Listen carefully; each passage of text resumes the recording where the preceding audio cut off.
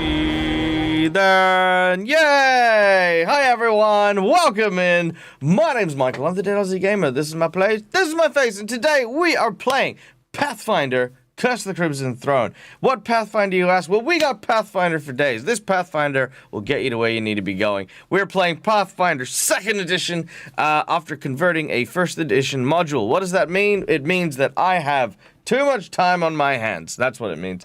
But thanks to our wonderful sponsor, Fantasy Grounds, that time is used quite well to set up and build my game, because all of my assets, all of my maps, all of my stuff is here in this place for you to see. And speaking of sponsors, let's give a thanks to the people who help bring our show together. That is, of course, Fantasy Grounds for our VTT of choice, Sirenscape for the beautiful sounds that you will hear over the course of today. I am conducting quite sensible experiments here. If you would be so kind as to remove yourself from this room, thank you.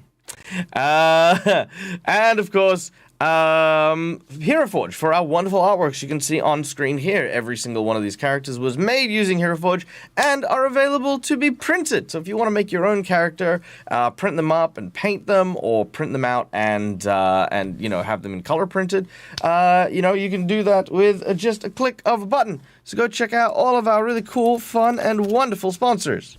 There they are. Now, before we get into today's game, let's turn it over to our characters. Starting, of course, with our wonderful gunslinging ex-wizard Padrig, played by the wonderful and incredible Twiff. Good morning. Good evening.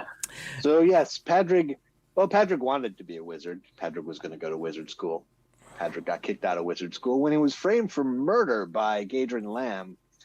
He also got kicked out of his family. He was upset about that. He's been disowned. He's cut off ties, and has been turning his former ambitions for spell work into combining that with bullets, because that just is more fun, really.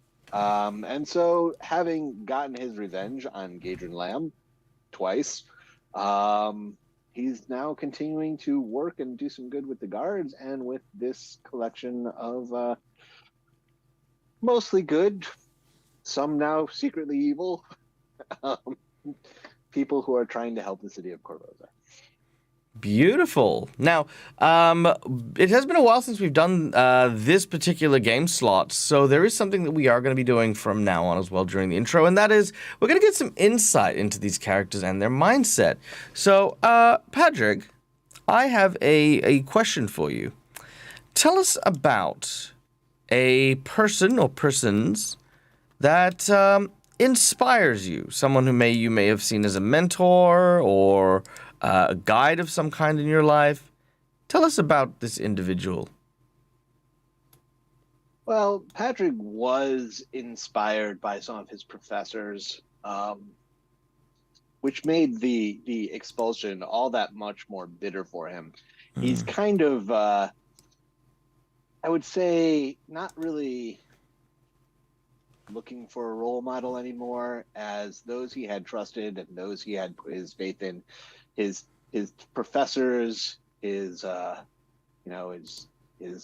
advisor at school, his family, his parents, all kind of gave up on him. Really, the only person he still respects from that former part of his life is his sister, who is the only one who stood by him and had faith that he had not done what he was accused of.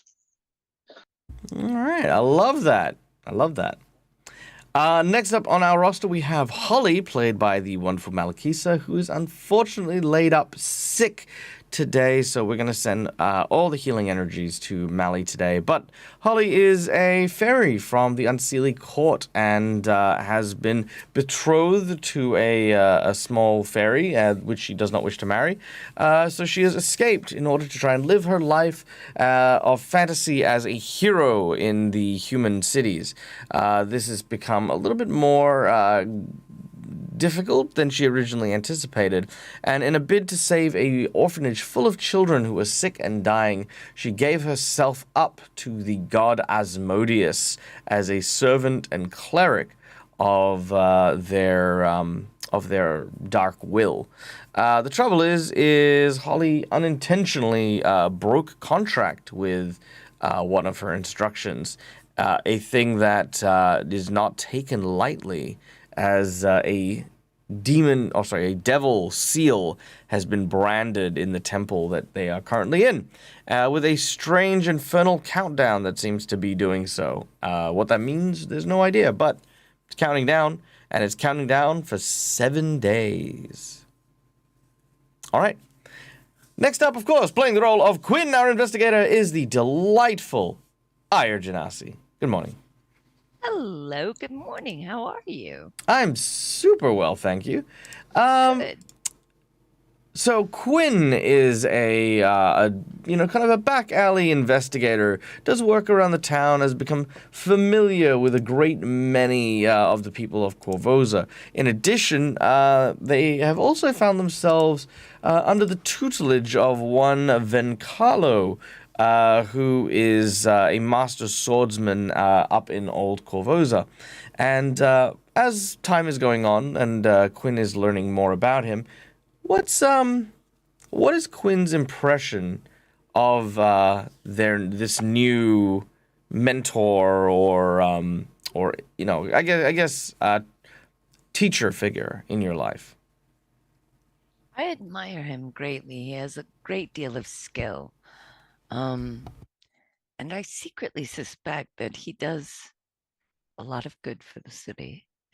And even though my job as an investigator has dragged me through some of the seamy underbelly of Korvosa, I love this little quirky city. And I appreciate anyone who wants to help the people who live here and who are suffering.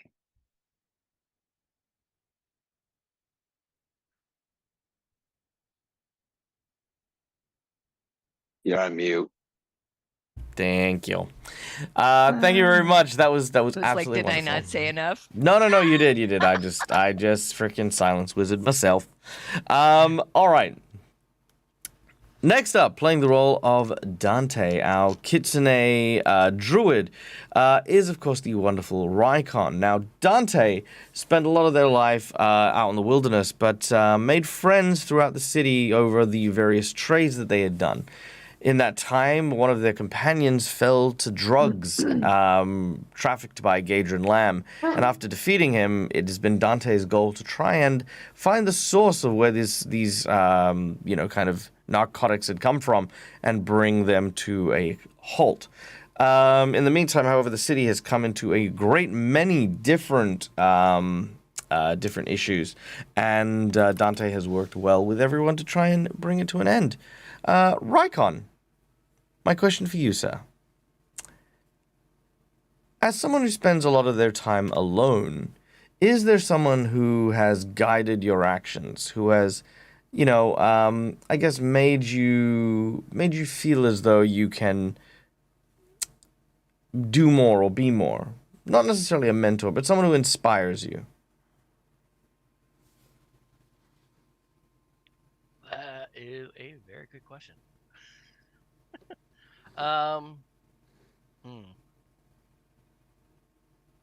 Come back to me on that. We're live. We go now. There's no going back. Can't you fix it in post? I mean, maybe. Oh. It doesn't even have to be a person. Like maybe there's an animal or someone that you've come across. Could be one of the party members.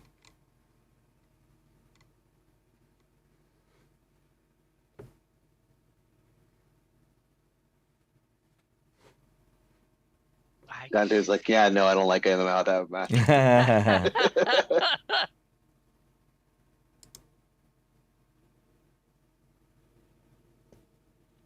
Oh my goodness. You could also have no one.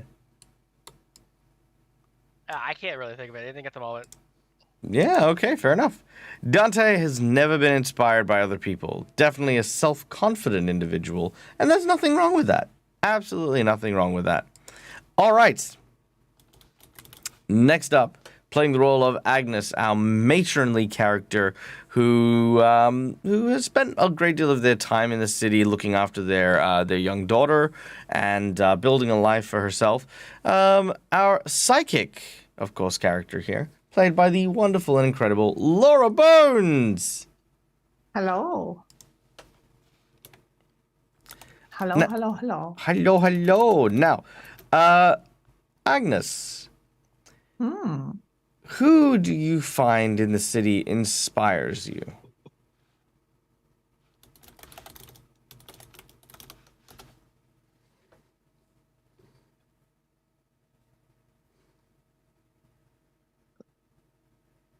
Inspires Agnes.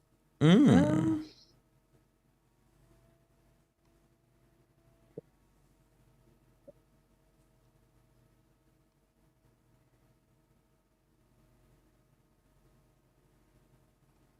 Oh, right, dearie. You see, there's this old woman up the road from us, and, well, you know, she's got 5 kids and 12 grandchildren. And yet, you know, she still manages to smile and have a kind word for everybody. And I mean, sometimes she looks a little bit wee frazzled and that, she's getting on and everything and whatnot. But I don't know, you think with a family of that size and all that responsibility, you know, she'd be a little bit, but no, she's got time for everybody. And, you know, it might be simple, but something like that really inspires me. You know, if she can do that at her age, then, you know, well, so can I. I love that. I love that. That is beautiful. Okay. Well, our last player is unfortunately unavailable as well today, and that is none other than Fido. Stopping the light up? Oh no. Could I get you guys to just speak in? Oh, Laura's muted herself. Laura. Oh, No, it wasn't. I wasn't Oh, muted yeah, during no. that. No, you were Not muted. lighting up. Oh, okay. Why aren't they lighting up? Hold on. this happened. Okay, let's try. 4 weeks ago, I think. Yeah, let's I mute try. myself in between talking because I'm drinking coffee and my cup hitting the table goes donk all the Okay, time. let me see if I can fix this. Okay, go again. There we go. Now it's working. Okay, now I need. Hey. Now, did I get? So then I need to do that and then do this. Okay. Who? Do what? Ah, done. All right, good. I fixed it. Calm down. Tech goblins are fine. Okay. Anyway, last I was saying was that we had Fido, who is our automaton wolf tracker person.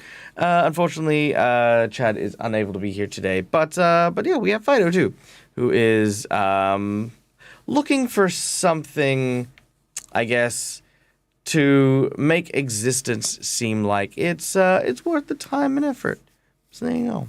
That's it. 20s for all with none has unlocked our secret menu item. We haven't even got there yet, but I guess not 20s for everyone. Oh, Quinn is the only one without one. Well, I'll give you guys a second one. I have no problem with that. If someone is generous enough to give everyone a nat 20. Okay, so that is... Not to be the one that says, but teacher, didn't you say we had homework? The game master doesn't have one. Yeah, I don't. That's true. All right, and well, because it's I hope that there is enough, but that's fine. Then Fido will get one as well.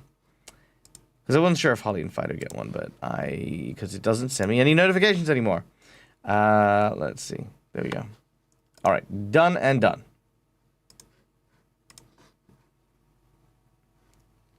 Do the thing. Do the thing. Do the thing. It does the thing. Okay. There it is. Ba-da-da-da.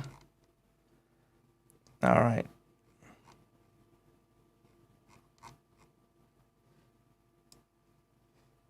Nope, it's just not going to communicate that with me. Not going to tell me. Cool. All right, fine, whatever. All right, everyone has received a natural 20. Now, for today's session, guys, as always, we have a bunch of different awards for you guys to interact with the game as we play. They are listed there. If you have any questions about them, please ask. We are running a little bit behind, so we're gonna hastily move our way through. The only thing you'll need to know is today's secret menu item. Today's secret menu item is quite simply mercy. The group may encounter something that may or may not be something of a strong, potentially TPK-ish nature, but it is not an unreasonable force of absolute death and destruction, and the secret menu item will turn this person from potentially hostile to, well, at least indifferent. Indifferent enough to provide a boon to our group and to leave them well enough alone. So that'll be it. Okay. I won't give you more because I don't want to spoil anything. But without any further ado, ladies and gentlemen, boys and girls, let us begin. We find ourselves returned once more to the Temple of Urgathoa, beneath the streets of Korvosa, where a plague runs rampant, a plague known as the Blood Veil, whose horrifying and terrible wrath has the entire city gripped in fear. Now, our heroes have done much to stem and investigate this disease, but finally they find themselves in a place where this disease has originated from. A temple to the cult of Urgathoa, goddess of undeath, gluttony, and pestilence. Here they have encountered not only the cult, but I guess an old/new enemy, Rolf Lamb, son to Gadron Lamb, who our heroes had killed earlier on, a man who had been running a criminal underground for quite some time. Rolf made an offer that were he able to leave, he would give them the information that they needed to save whoever they could. And indeed he did, following through and giving them a key to the areas in front of them. Rolf made his hasty escape, a small price to pay for the potential to bring this entire thing down.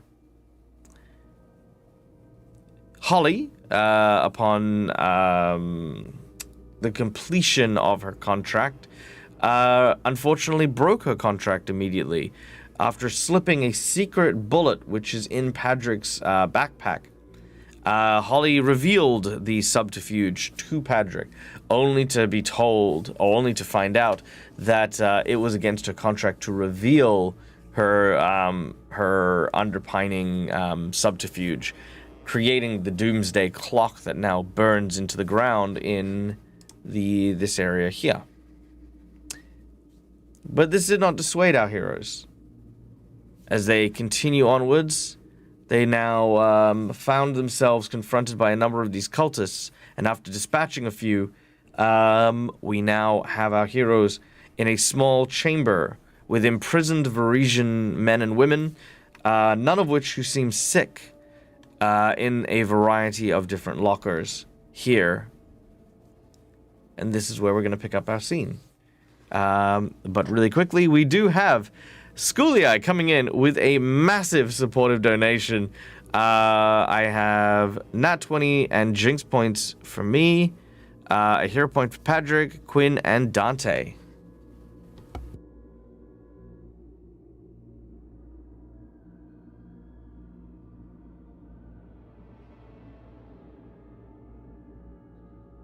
All right, the scene is yours. Thank you. All right, we lifted the keys off of that guard when we locked him into the last cell. And have we, guys? Agnes spoke to the prisoners in Varisian, and I think basically told them things weren't quite safe out there yet, and if they could have a bit of patience, we'd come back for them when we had it clear out. They seem nervous, but you appear to be kind of one of their own, and so they are more inclined to listen to you. And so, for the time being at least, they are going to sit tight.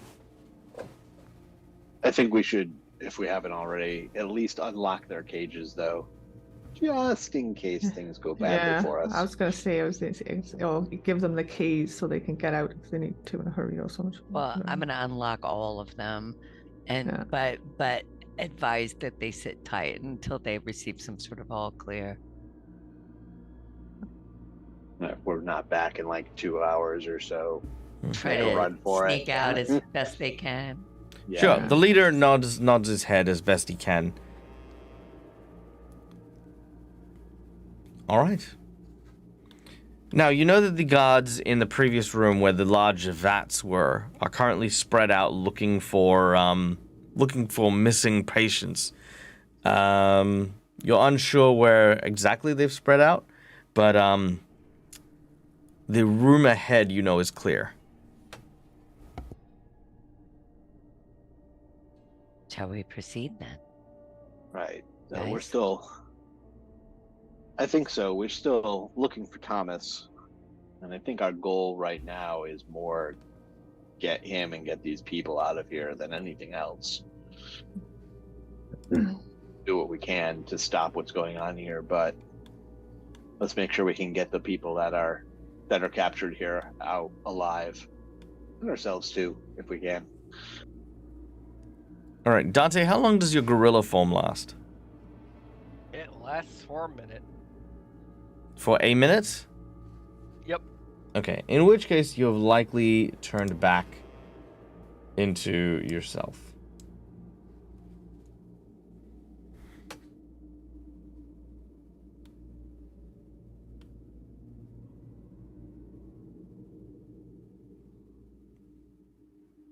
All right, where to now? All right. Well, Has Agnes dispatched all the strapped down zombies? Agnes, are they all taken care of? If What she's about- had time to, yes. If not, then Oh, she's yeah, still 100%. doing it, probably. Okay. 100%. One by one, Agnes begins to put to rest each of the zombies tied to these doctors' beds. Many of them sick people, just regular civilians who had been taken from the streets, given treatment. You can't help but feel a little twinge of sorrow, realizing that they had come in their most desperate moment. It takes a special kind of trust to put the scalpel in the hands of another person and tell them to cure you. To have that trust betrayed here and had these people turned into the undead, even experimented on for the further spreading of this plague, it is difficult, Agnes, as you perform your task. I think by the time you get to the end of it, Agnes's jaws clenched like super tight. There's probably she's probably tears streaming down her face at this point, but she's probably just not saying anything and is very stony faced. While Agnes is doing this, Dante is gonna look around to see if they had notes written down. The cultists. The cultist seems to keeping have... track of stuff.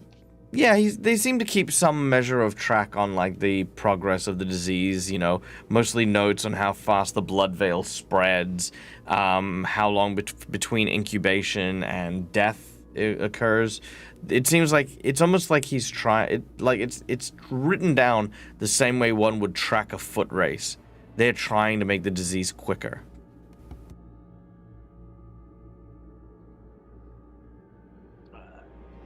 He's going to show it to Patrick.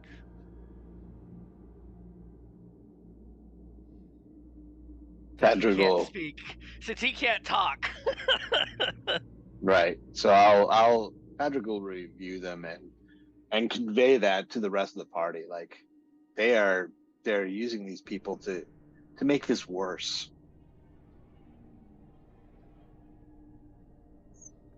As if it wasn't bad enough. You know, if they keep on this work, you know, there's no chance of healing people. At least now, you know, you get to someone early enough, you can take care of them. But if I'm reading this correctly, they're looking to see, you know, if they can just accelerate, so it wipes everyone out.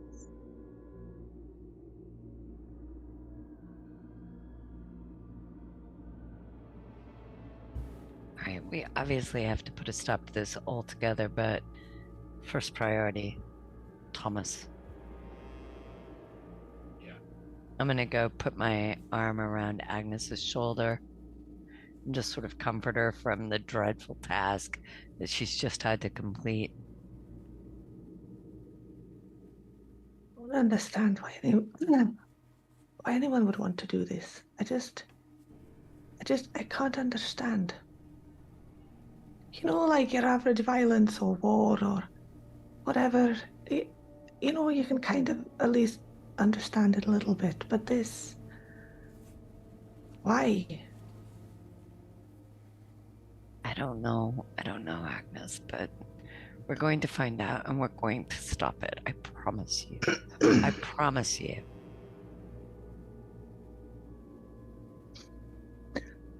Agnes will kind of like sniff and just straighten her shoulders and, right, well, lead on. All right, so if I may, Mr. Game Master, sir, you said the way ahead was clear. Did you mean the vat room? No, did just everyone, just the area outside of the little mini hospital area that you're in. So just Okay. outside that room, the only people that were there were the two people with you, but you saw one other person go towards where the elevator was, but you don't know where they are or how long they might be. And do we... Dante, are you... I don't know what the extent of your capabilities might be here, but might you be able to locate Thomas or the vampire that we heard might be here? Because I strongly suspect that since he's not here or in the cells or the vat room, that if he is alive, that's the only place left for him to be. He'll use one of the backs of the papers to write down that he can at least try. The most he can do is heal at the moment. Ah, okay.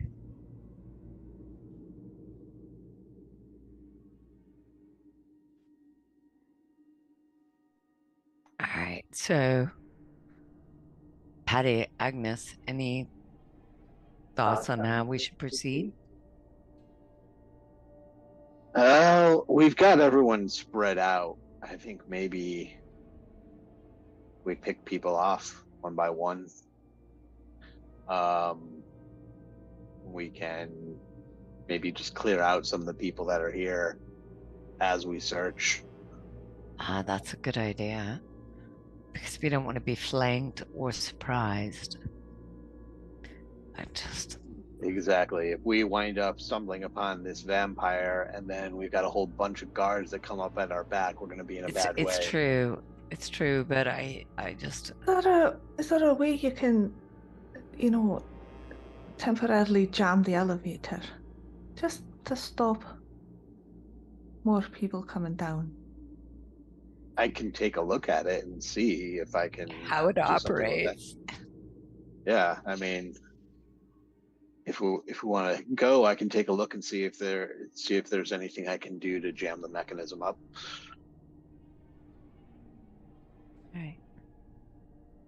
All right, let's head out then. Let's go check that. Are we sure we don't need it?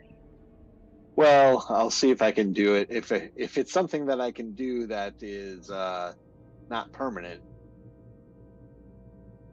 you know, just to kind of slow things down, maybe make it so that it won't go up, but something that we can remove. I got to take a look at it and see what I can figure out, you know, but it's worth a try, I think.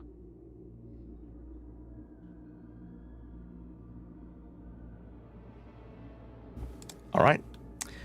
Heading out, you open the door and back into the Bacchanal, where the walls are covered with murals of the undead.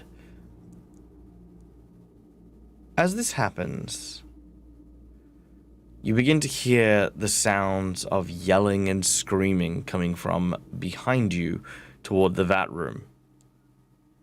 Agnes, you recognize the voice. It is Thomas's voice. That's Thomas. That's Thomas. And she starts to move towards the door.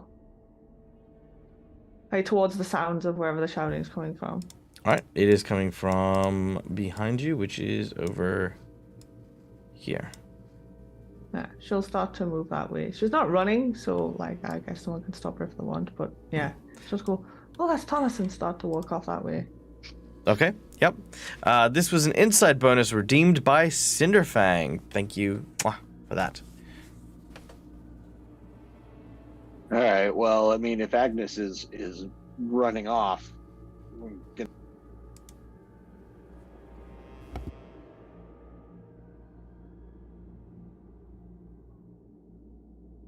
not gonna let her just go check that out on her own.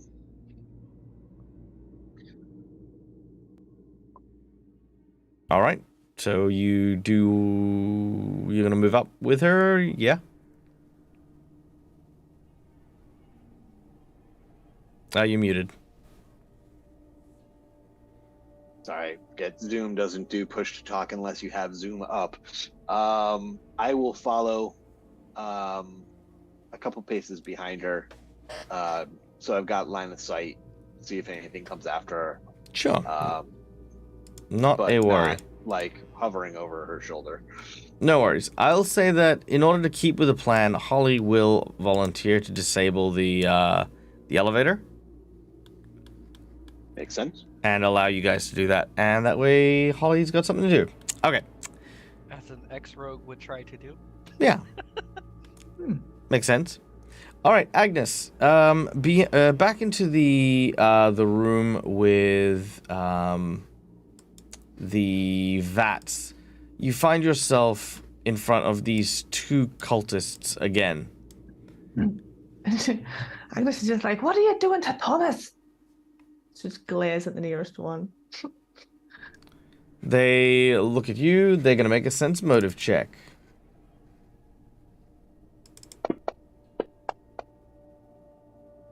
They failed, which means they have no idea that you are intruders. They say, I'm still all masked up and everything over. Aren't I we, forgot about that. Aren't we wearing the... Yeah. You are wearing the cultists' robes, yes, indeed. Mm-hmm. Oh, I think we do. It's the and their doctor's fancy mask. masks too. Yeah, sorry, the doctor's mask. Yeah, they look at you and they say, sorry, doctor. Who's Thomas? The young man prisoner that they've got. It wasn't supposed to start without me. They look at each other.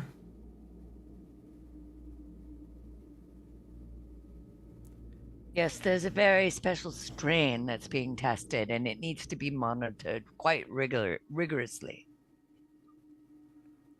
Of course. We'll take you right now to him.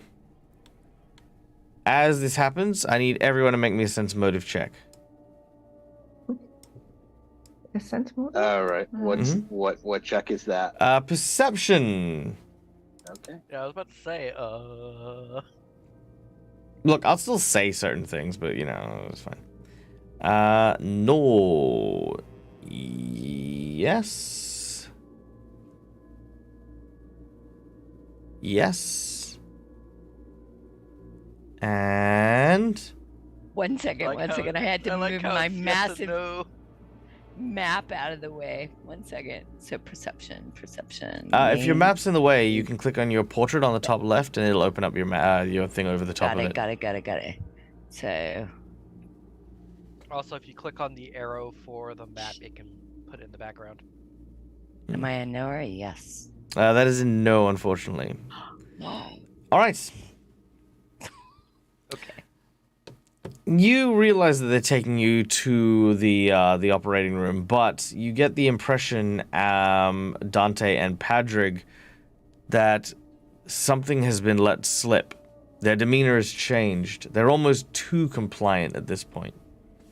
They're on to us, are they? Patrick will just whisper, "Be on your guard, everyone. This is a little too easy."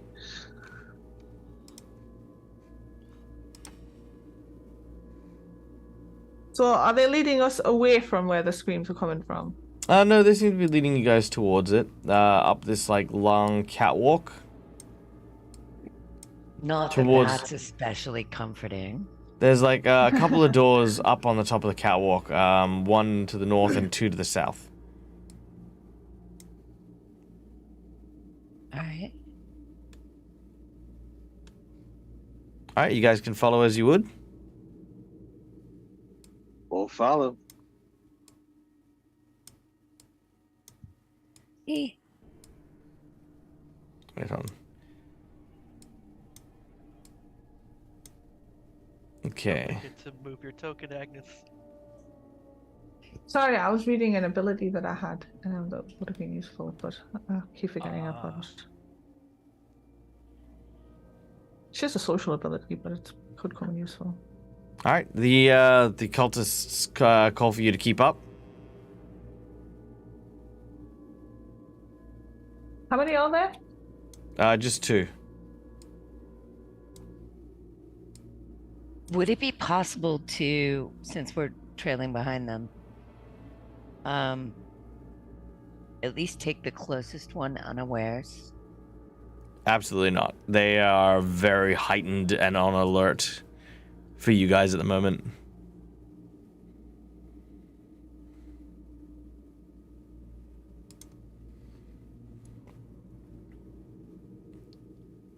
I sort of look at Padrig and Agnes and Dante with a question in my eyes.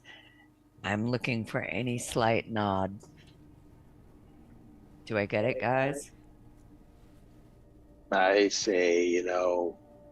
they're on to us.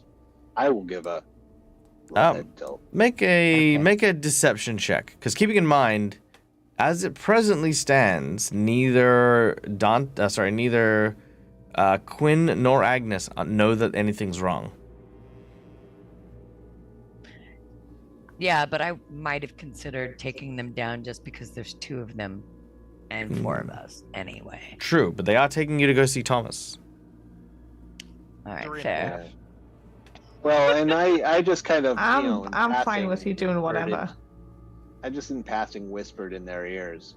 They might be on to us. Be Yeah, on your that's guard. true. Alright, make a deception check as you whisper. Oh, that's fair. Patrick, yep. I'm stopping. I didn't roll nothing.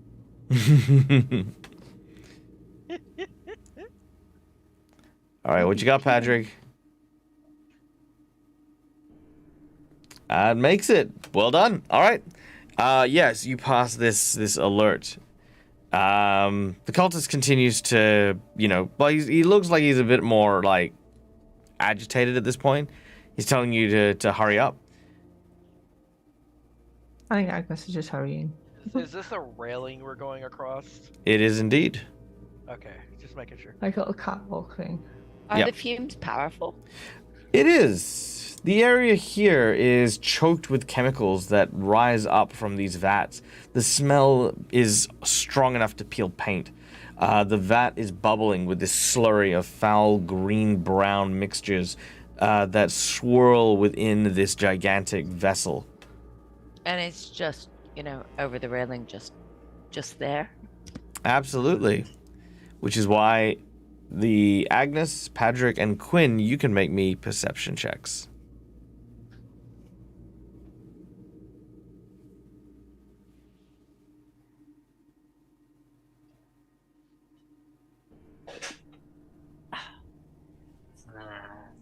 You have 3 hero points. You do have hero points.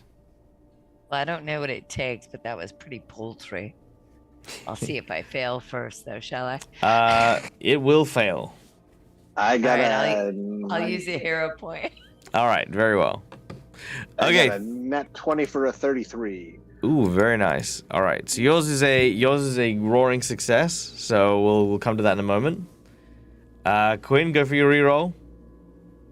Come on. Yes. Also a 33. Nice. Both of you managed to land a critical success. Agnes, you land a success. The guy on the bridge waits for you. And as soon as you get to this point of the bridge, he seems to rest his hands and cast a spell. We're going to go into initiative. However, Quinn and Patrick, because you managed to get your perception checks in the critical, you guys will go in a surprise round. Yes. However, you will not be able to stop what is to happen. All right, so let's see what the initiative looks like. This is a very high railing, by the way. Very high railing. Okay, so our order is Dante, Agnes, the cultists, Padraig, Quinn, and then that is it. Okay, so you guys get a single action in which to respond, realizing quickly what this cultist intends to do. All right, and what's Do the I intent get to it do? considering I'm technically in surprise? Yeah, no, Assuming he intends to dump us in the nasty vats. Yeah. that is correct. So basically what he's intending to do is put an electric current through the catwalk, and while you are stunned, shove you into the vat. You can tell this because you can see like little cracks of lightning over his hands as he's getting ready to grab onto the railings. I'm going to draw a Stormblade and say, by the power of Odd Bandicoot, and try to cut off his hand. All right, make an attack. All right, I shall. Is it the dude that's in the middle of the... Is it Cultist 3 that's doing this? The dude in the middle of the I would bridge, assume or- he's the closest. I'm assuming it's him. Am I wrong? Yeah, the one that's closest is doing it. All right, Cultist 3. Have at thee.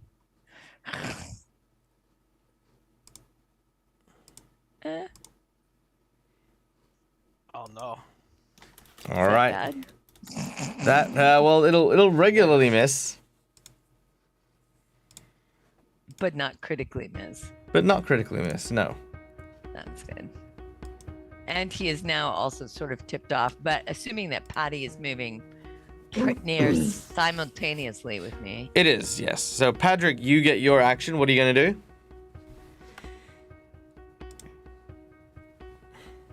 So I get one action. Just one action. All right. Well, luckily I still have one bullet in the chamber of my gun. So, and having quick draw, I can draw, and that's not really an action. So I just pull my gun up and shoot him. All right, make your attack. Your gun fires.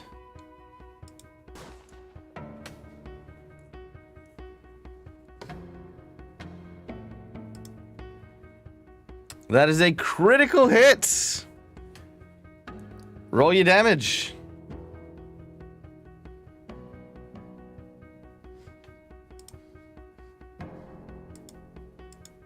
All right, heavy 42 points of damage.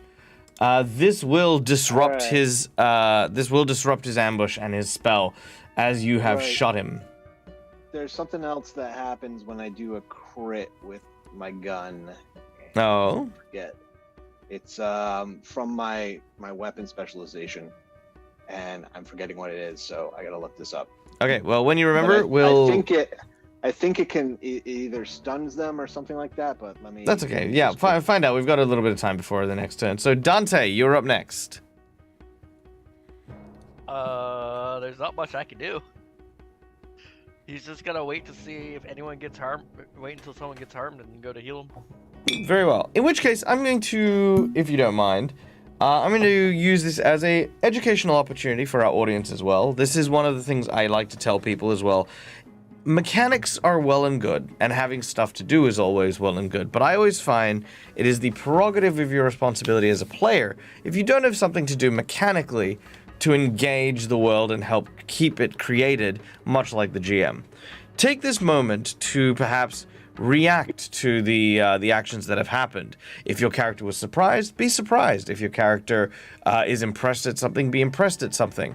One of the best ways I think you can start that is by starting a point of view recap of the previous thing that happened. And if I may, Dante, a good example of this would be, so Dante watches as Padrig suddenly shoots the cultist in front of him and says, we're doing this now? Oh, okay. I can't get to him while he's on the catwalk. I can't talk though. Oh, that's true. So Padrig, that's the main reasoning why. Well, in which case you can also then go into your interior monologue. So, for example, Dante sees the attack go through, which, by the way, you've moved to. Let's just move this up a little bit, because Quinn would have gone across the catwalk. So yes, seeing Padrig do this, yada yada. Dante waves and gestures. It's very difficult to say what he's doing, but he is trying to tell the others that he'll be on support at the back. And then I might go, hey, cool, make a deception check to like communicate with your hand signals what you're doing. For example. So that will take up your turn to do so. So while it's not necessarily this action, that action, that action, it's still a dynamic part of what you're doing in combat, as opposed to like, swaying and just sort of standing there waiting for your turn. You know what I mean? Yeah. Just for, and this, like I said, more. I'm not speaking specifically to Rykon. I'm speaking to the audience here. This is always a really, really good way for you as a player to ensure the game, the mood keeps active. Plus, it's also a good way to acknowledge your fellow players. Like whenever they do something cool, to actually take a moment to be like, hey, that was fucking cool. Is always a good thing. And you don't have to have nothing to do to be able to do that as well. You can do that for anything. Okay. So Dante, you are on standby waiting for someone to get injured. I'm gonna be on standby, but I'm gonna move over to here where I have better advantage to see. Cause I couldn't see anything. Sure. Make a perception check. All right, and I finished looking it up. So with a crit, I have critical specialization. The target has to succeed against a fortitude save against my class DC or be stunned 1. I'm gonna use a hero point for that perception. Very well. Hero pointed away, and he is stunned. That is a lot better. Nice. You hear the sounds of whimpering coming from behind the door just next to you. This is the same voice as cried out earlier on.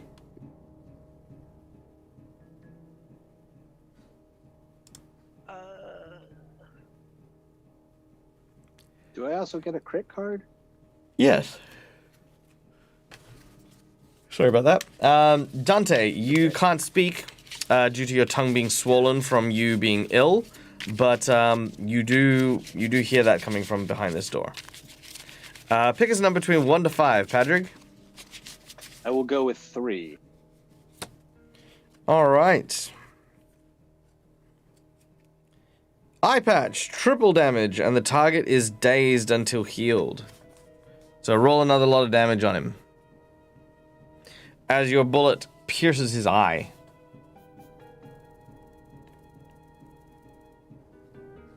That will take him out. Oh my goodness. It's a gunshot to Nice. this. So it just boom, right through the eye. I don't know if you guys realize this, but these are humans, and this is a gunshot to the head. All right, so does he fall over into the vat, and then what happens to him? He doesn't fall into the vat. That's He how the falls Joker onto made the it. Yeah, he falls into the under the ground. Okay. All right. So Dante, you have moved up. You've heard the noise. You've used your hero point. Anything else? I want to try to get Agnes's attention, but I'm not 100% sure how with where I'm at. You could bang on the railing. Just give it a couple of knocks and then wave when she looks around. With your soft, fluffy paws. Floop, floop, floop.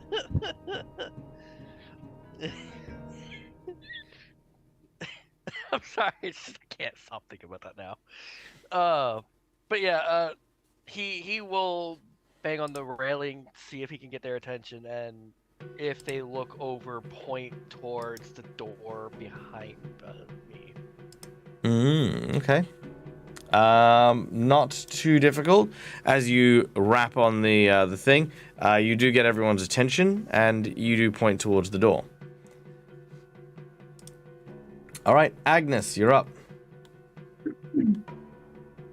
Agnes turns slowly around at the banging to look at Dante. And she still has kind of a slightly surprised look on her face and like a fine red mist splattered across her features. She was a little close when that dude's face exploded. And it's just slightly shell shocked a little. Like think of how Quinn is. You pull bits of skull out of your hair.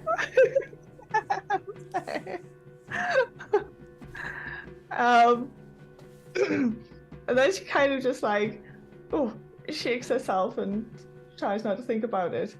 And she'll cast message to Dante because she knows that like he can't speak, but hopefully he can still use his brain.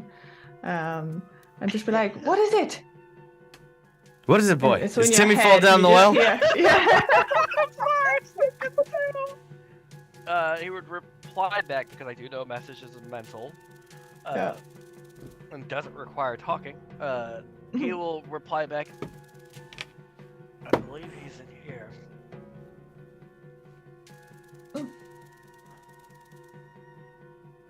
Okay, so Agnes will pull you turn and start going the other direction with whatever's left of her action. All right. Easy. You get to the doorway quite easily. All right. Meanwhile, the other cultist.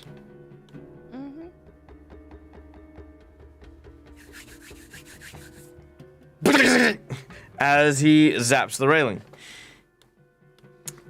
Okay, I need a reflex save from Quinn and Padrig.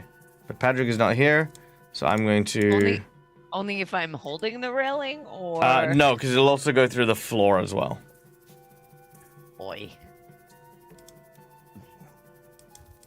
And into the big lightning rod in your hand. Reflex save from Padrig, please. Reflex? Okay. Yes, please.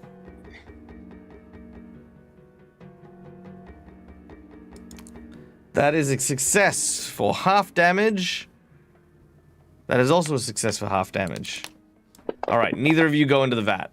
But you are both the proud owner of 10 points of electric damage. Yeah, it's better than being in the vat, I'm sure. It's better than 20 points of electric damage. Also true. That too. All right, so that is that action. With his final action, he is going to draw a scythe and charge forward. Well, no, he's just going to charge forward. No, he's going to just draw his scythe. There we go, because he can't charge and draw. So there you go. Done. How prescient of you to call it his final action. There. How witty. I like that. Okay. We're now on to Padrig.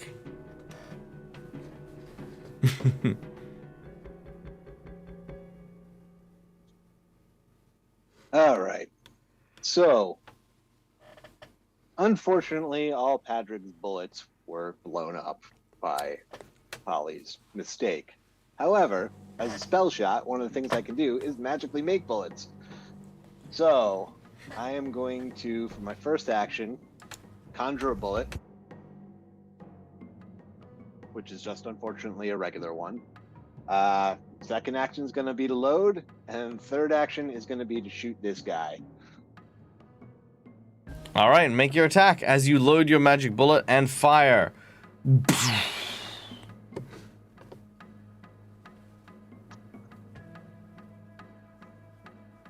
A critical hit. All right.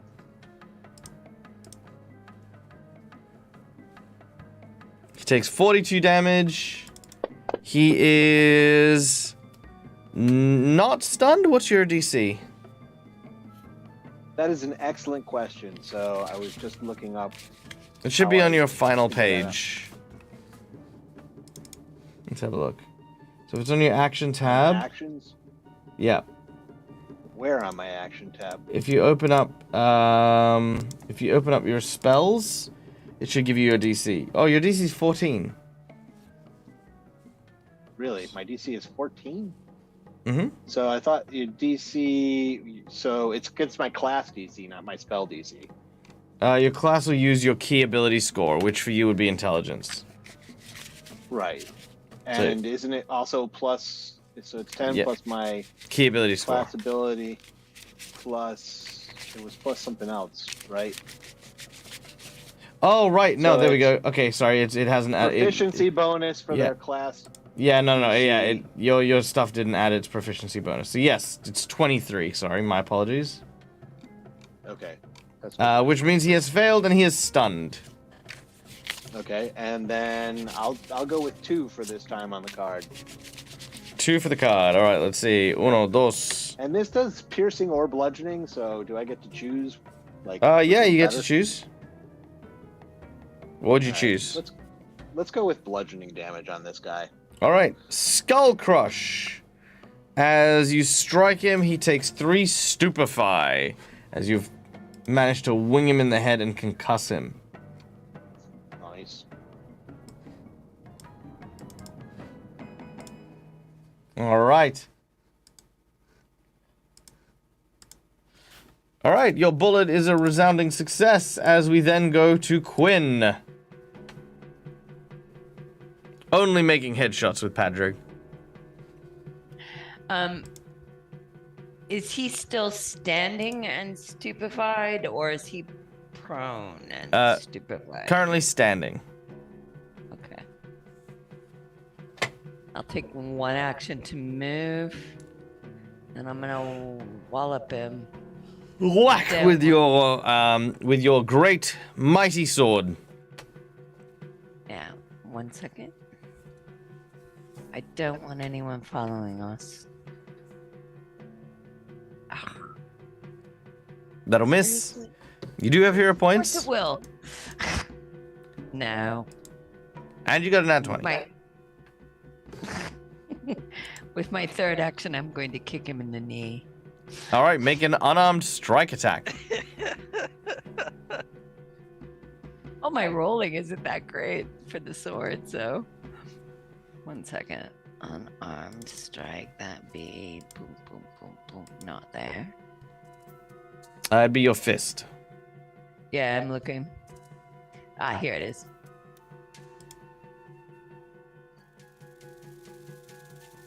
I just wanna. Okay, I'm trying to do it. It really doesn't want to drop that die on this little dude. There it is. Yeah, cool. I got it. Finally. Also misses. So I like swing between his legs. Like, that's it. You narrowly miss by the smallest of margins as you kick and you slash and you cut, but unfortunately, it does not find purchase. All right. Which Well, I can't do anything else, can I? you cannot. No. We do go to Dante now.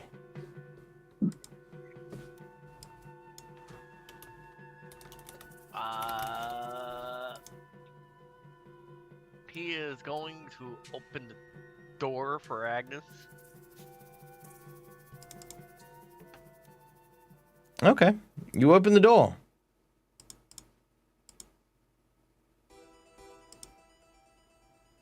As you do so, You find an elegant operating table dominating the center of this grim laboratory.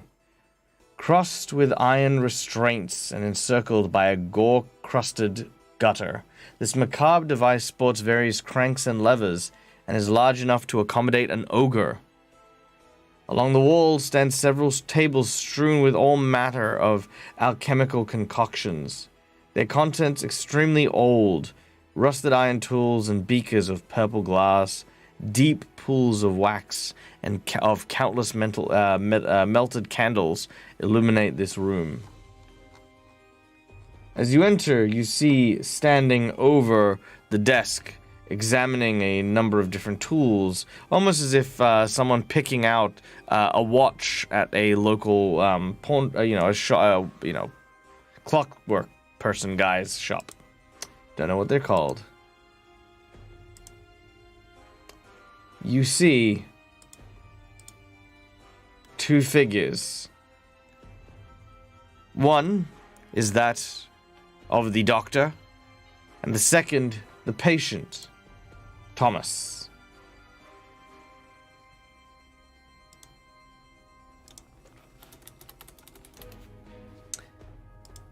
The doctor appears thusly, with a grim and stern look on his face as he looks at you. Now, let's try this. This could be fun. I'll change his voice partway, but, you know. Why not use it if you have it? How it is. Have it. Alright, here we go. I am conducting quite sensible experiments here. If you would be so kind as to remove yourself from this room, thank you.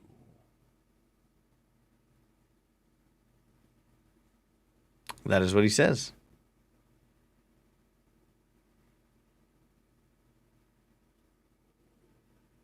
As Dante, you open the door. Yep. I'm going to use my next action to do a level 1 heal on Agnes.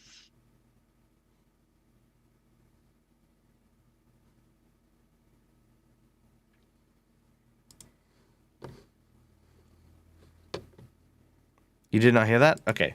He says, I am currently in the middle of conducting experiments.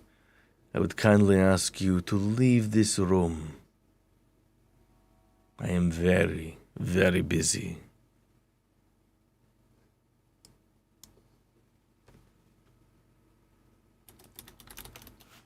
And then I'm going to wait for Agnes to go in before going in with them.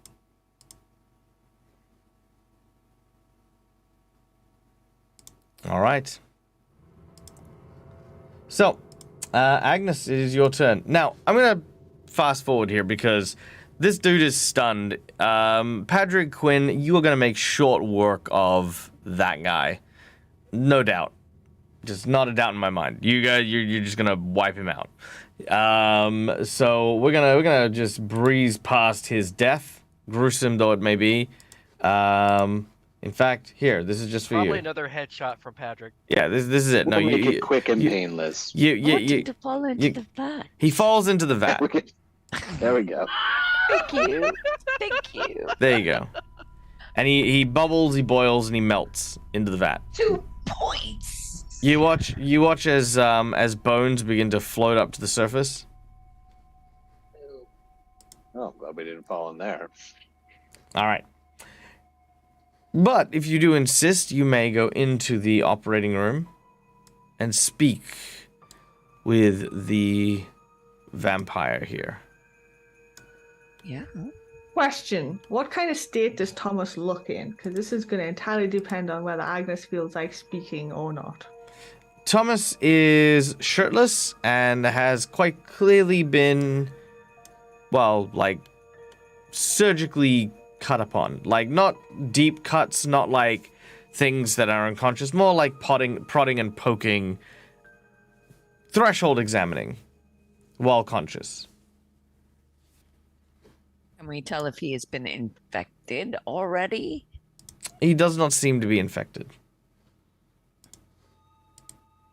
So that's a good alive, being Alive, injured, tormented. right. Okay. Thank you. Okay. Oh dear. Oh shit. This is Laura's a plain nose. This is wow.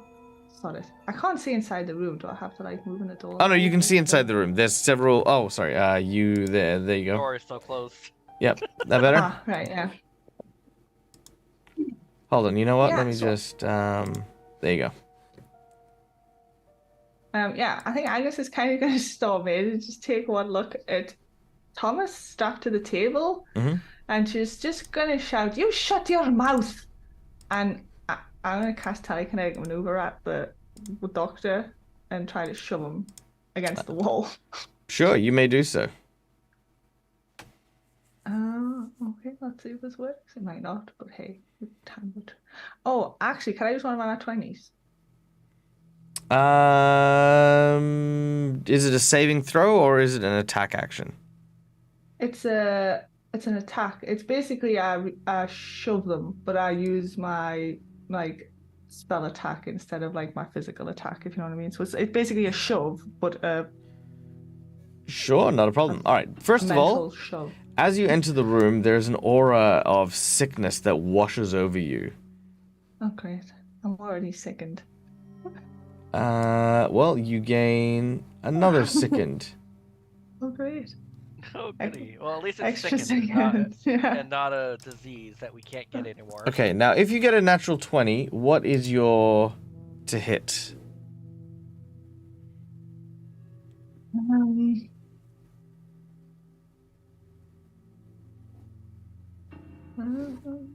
Let's see. That's a Plus plus 13. You almost rolled a nat 20 on the die. It's true. Yeah. All right. So, with a natural 20, using your natural 20, you do not get a critical hit. But it does work. Oh no. So, what do you do? What's the reading on it? You just shove him back away from the table? Yeah, basically, she just walks in and it's just like, oh, hang on. Yeah, she kind of just walks in after he says that and sees Thomas and just, yeah, you shut your mouth, and reaches out with a hand and just violently, telekinetically shoves him back against the wall. I'm not too sure how shove works. Is it? He goes back 5 feet plus however many feet over his DC. I can't remember exactly, but You did not get over his DC. okay. All right. As he leans backwards and you see one of the glasses sort of smash behind him, he looks at you with curiosity as you enter. He says, "Well, madam, you seem to have me at a disadvantage.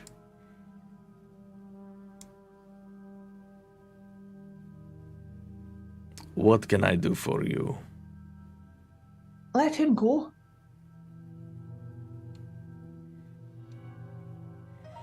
He looks you up and down again and says, "I'm afraid I can't do this. He is far too important to my work. And I do not care what that dreadful Undason says. You doctors have no place here. I will only ask you politely one more time. Leave my operating room. Unless you wish to replace your friend."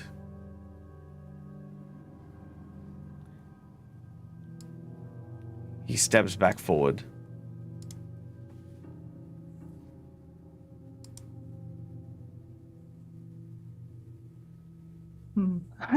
Agnes like hesitates for a moment as she looks at Thomas and contemplates, like, I don't know if Dante may or may not notice. I don't know how perceptive Dante is. Like, Agnes, it looks like she might actually be considering this for a small moment.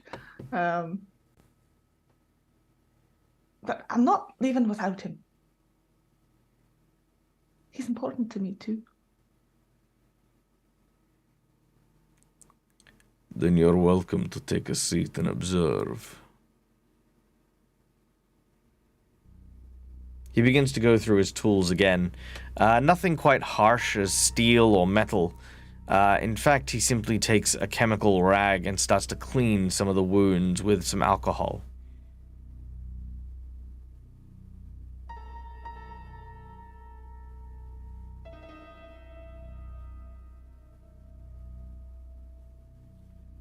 He batted an eyelid at the last thing, though. It's just like, just a little stumped here. And also quite angry. Yep, yeah, there is what you are feeling, and let me see if I can put this into words. What you are feeling is something primal. There is a motherly instinct towards protecting Thomas. Thomas, of course, is the partner of your beloved daughter, and you promised your daughter that you would do whatever you could. To see Thomas in this state brings you great anger. It fills you with strength and vigor and courage. But when you look at him, there is something else. It is said long ago, when humanity was still in its first early embers, there were those who would stay up late at night to watch the tribe from the things in the dark. Effectively blind, deaf, and dumb, humans were not well suited to working in the shadows. It was those who would awaken in the morning to the stories of what the night held, the dreadful sounds, the glowing flashes of light from the eyes of the beasts. These stories created a primal terror and fear within the hearts of even their descendants. When you look at this man, you understand what those people saw in the dark. You understand that this person, if he can even be called that,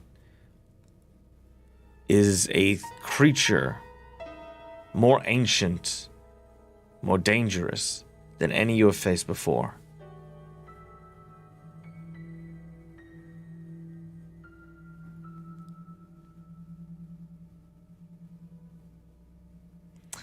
Presuming you have kind of put yourself to the side, as I've seen you've done in Fantasy Grounds, he will continue to treat the wounds. He'll write a few notes down, and then move to get several other vials. These ones are various different shades of crimson as he begins to prepare the test samples. Why is he so important?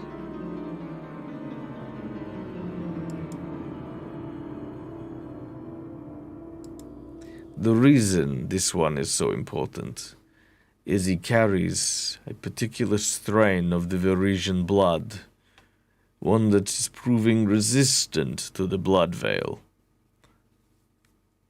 And I wish to examine this constraint against the disease closer. So that you can find better ways to prevail against it and infect it? While the blood veil may be my design, it is not my intention to create such a thing. You can tell your precious Andason that I have already done my part and I am simply collecting our price. What was your price? What was your agreed upon price? If any subjects found themselves resistant to the strain, they would be given over to me for experimentation. And for study? Yes.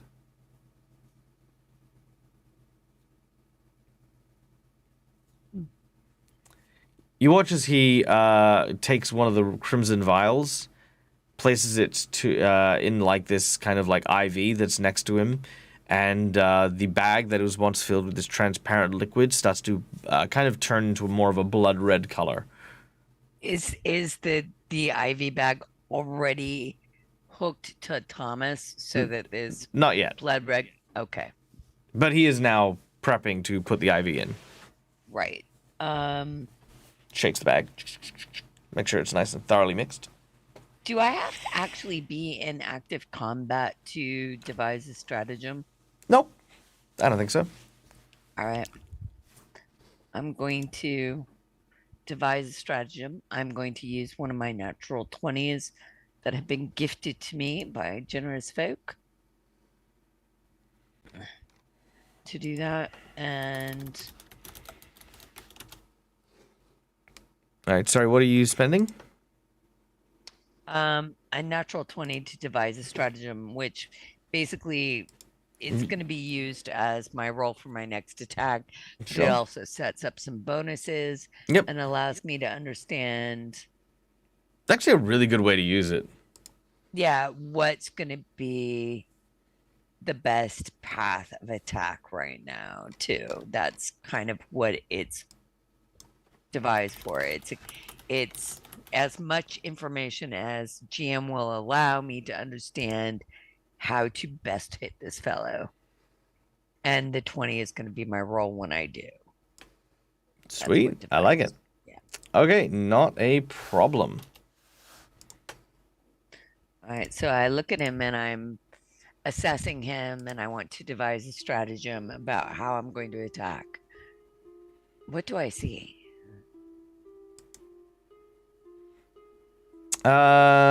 He is a vampire. A creature of ancient undeath, but with all the intelligence that it had in life. Its bite said to be able to drain the blood from a person in mere moments.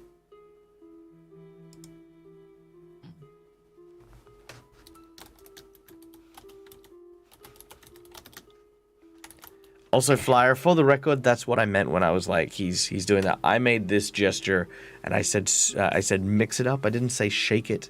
He's not going to shake it. I know how to do an IV. Has anyone ever gotten the bends from an IV? No. All right. So at least I understand that I need to move cautiously because he can actually bring about a complete fatality within seconds. So I can't be rash. I'm going to just move over a little bit and say, this is fascinating.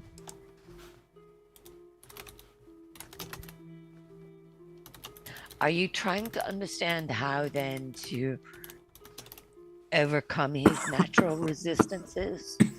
And I feign fascination and respect for his work.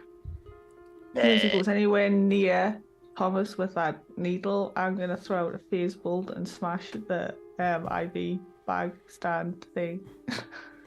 You holding that action? All right.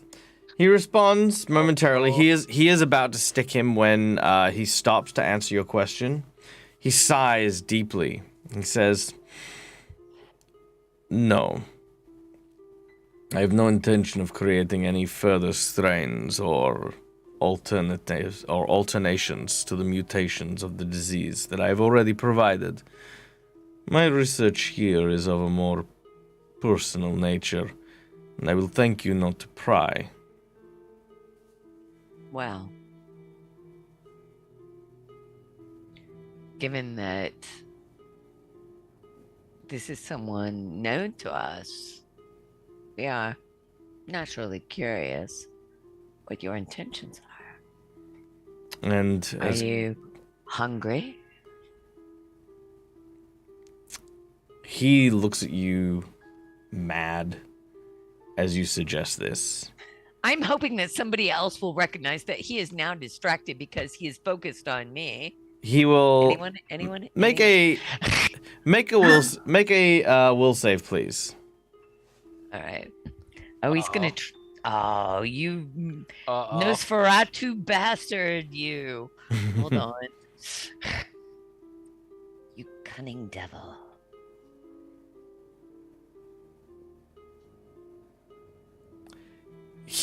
Now, with your natural 20 for your devised stratagem, that's on your next check or your next roll? No, that is for my next Yeah, attack. cool. Not Yep. my next check. Yep, just Nothing checking. like that. All But right. I got like a 32, didn't I? That is nowhere near what you need. He... Are you shitting me? I'm sorry. No. Are you kidding me? Nope. I mean, He turns and he simply makes a gesture with his lips.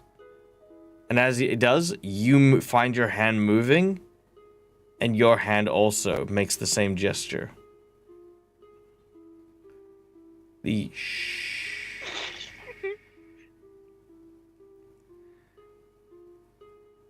I'm going to let this comment slide for the time being. But if you infer any further that I am some sort of mindless cretin who simply wishes to slake my hunger on young flesh, I will not be so lenient. When I say personal matters, what I meant to say was it is none of your concern.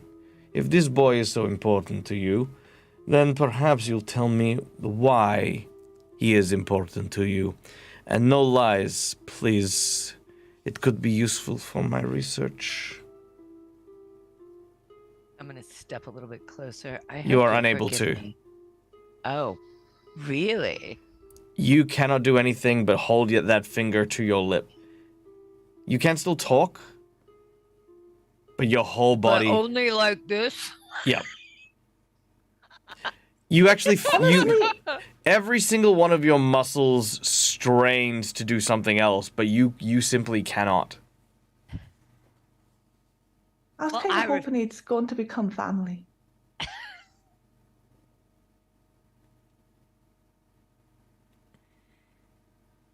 So you are relatives. Well.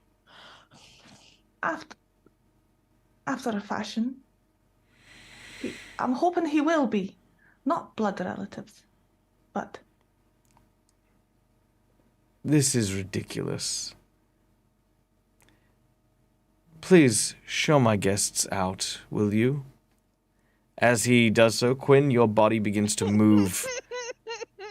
And, I have no control over my body at this point at all.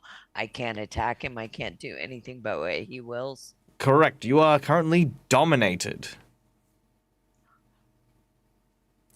But you can still speak. Hey, guys. Dante, you are grabbed by Quinn as she tries to, like, pull you out of the room. Do you resist? Please do. Please resist me. Dante, I can't.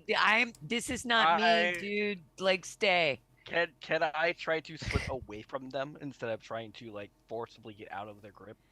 Well, you need to forcefully get out of their grip to slip away from them.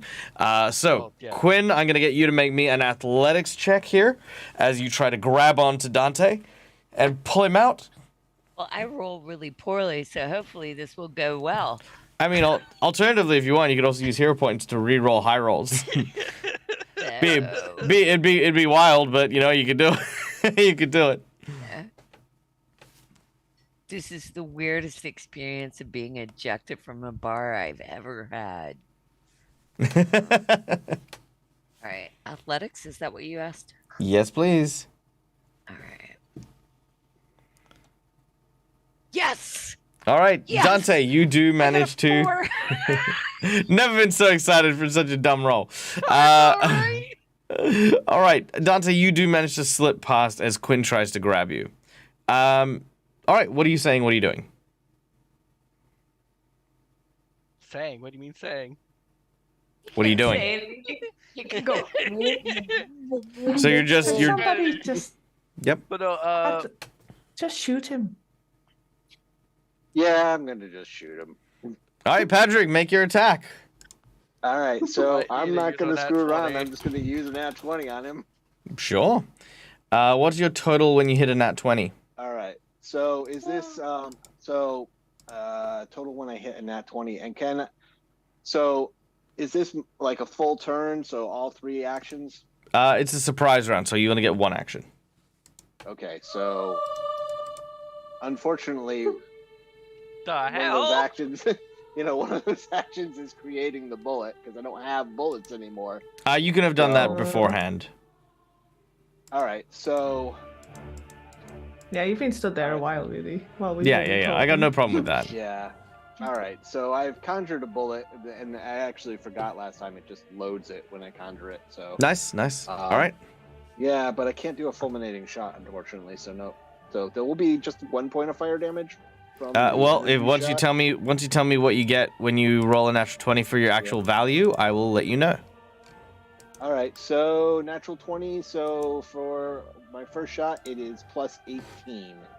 So 38. So 38. Okay, 38. We'll actually crit. So there you go. All right. All right. Oh So my that's god. hold right click when I grab it, right? Hold left shift Left when click. you drop the dice Left on him. shift, right. Okay. That's fine.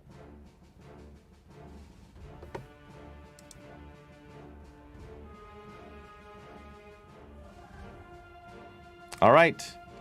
He takes 20 damage out of the 35 you dealt to him. All right, He and has to then do a save. yeah, he's got to save against a 23 to see if he's stunned. I'm sure he's probably gonna just do that. He gets a 41. Oh, Holy yeah. fuck! Sorry. His fortitude was plus 23, so he was gonna get that. Oh yeah. So yeah, he's not stunned. And then I guess for the crit card, I'll go with a 4 and piercing. All right. 1, 2, 3, 4 piercing. That is a gusher. He takes 1d6 persistent bleed damage. Alright. Do I roll that d6? No, that'll be at the start of his turn, which I will add. Which actually will have no effect on him. Well, it'll have an effect. It'll lower his fast healing that he has naturally. Right. And so at least 1 point of that damage was fire damage. 1 point fire damage? Yeah, of that 20, because the energy shot that I get gives me a point of elemental damage of my Woohoo! choice. Sure. He is not resistant to it, so let's go with just adding an extra 1 damage. Sure. All right. Okay. Done and done. All right, so that is the signal to our battle. Let's roll initiatives. All right. He will go first. Shocking. Not Alright. all right. The first thing that happens is you watch as the wound you've just shot begins to mend and heal as it does so.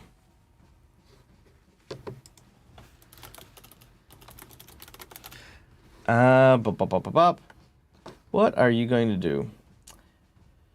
He looks to you and says,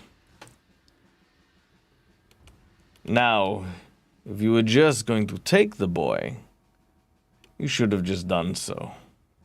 So I could have gotten back to my experiments." He puts the IV bag down, or puts the needle down, should he say, and will look in Padrick's direction. Uh-oh.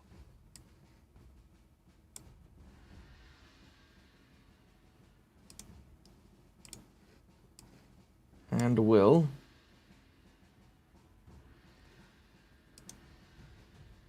take a deep breath in.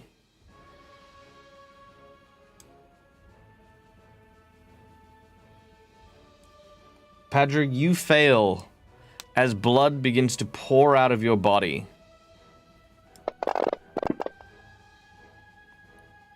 And you take 41 damage as he simply breathes in a large portion of your blood. Ouch. As he does Guys, I so, think we made a tactical error here. as he does, Yeah. he wipes his lips, and that is his. Well, that's 2 actions for him to do that. He will look at the others very quizzically, wondering what your next move is, as his third action. Dante. Taking the hit the vampire said he's going to grab for Thomas. Thomas is shackled to the table. Oh yeah, that's right. Oh, right, that reminds me. Sorry, real quick. Dante, you are double sickened. And there's a disease. Oh no. Can't Alright, get disease so- because of the mask. Ah, yes. No, wait, are you immune to Blood Veil, or do you have We bonuses? have the porcelain masks that we acquired last week. Yes, or but was the that week before immunity to all diseases or just Blood Veil? I see. I would have to rewatch the video. I'm super Yeah, sorry. because you said you were gonna put it in our inventory, you never did. Bonus equal to half level on fortitude to resist diseases while wearing this mask. Immune to blood veil. Just And it will Blood Veil, remove and it alas. will remove blood veil.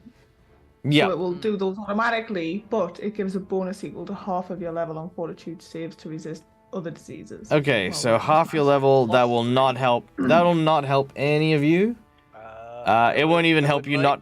To use a net, even if I use a net 20. If you're using that 20, your total would be 29. That would still fail, but it wouldn't be a crit. It would be 30, 32 because it would be a +3. I'm aware. Please But you smokes. said 29. That's why I was confused. Oh, sorry. Oh yeah, no, that's right. Wait, hold on. It says here your fortitude say no, because you're sickened. Remember, you got a -3 on your. Yeah, I have all- a -3, but I have a +3 or a +9. My fortitude is a 12 normally. Oh, right. Okay, yeah, I'm with you. Okay, cool. So yeah, with a 9, yeah, okay. So that's no, but if you get a nat 20, that's still 29. No, because it would be a +12. I'd be back to a +12 again. Why would you be back to a +12? Because to resist diseases, we get half our level. Yeah, but sickened. Oh, right. No. You're right. No, that makes sense. Because we're not adding half the level, which half the level is 3, so that's getting it back to 12. That makes sense. Yeah. I'm there. I got the maths. I got there. Okay.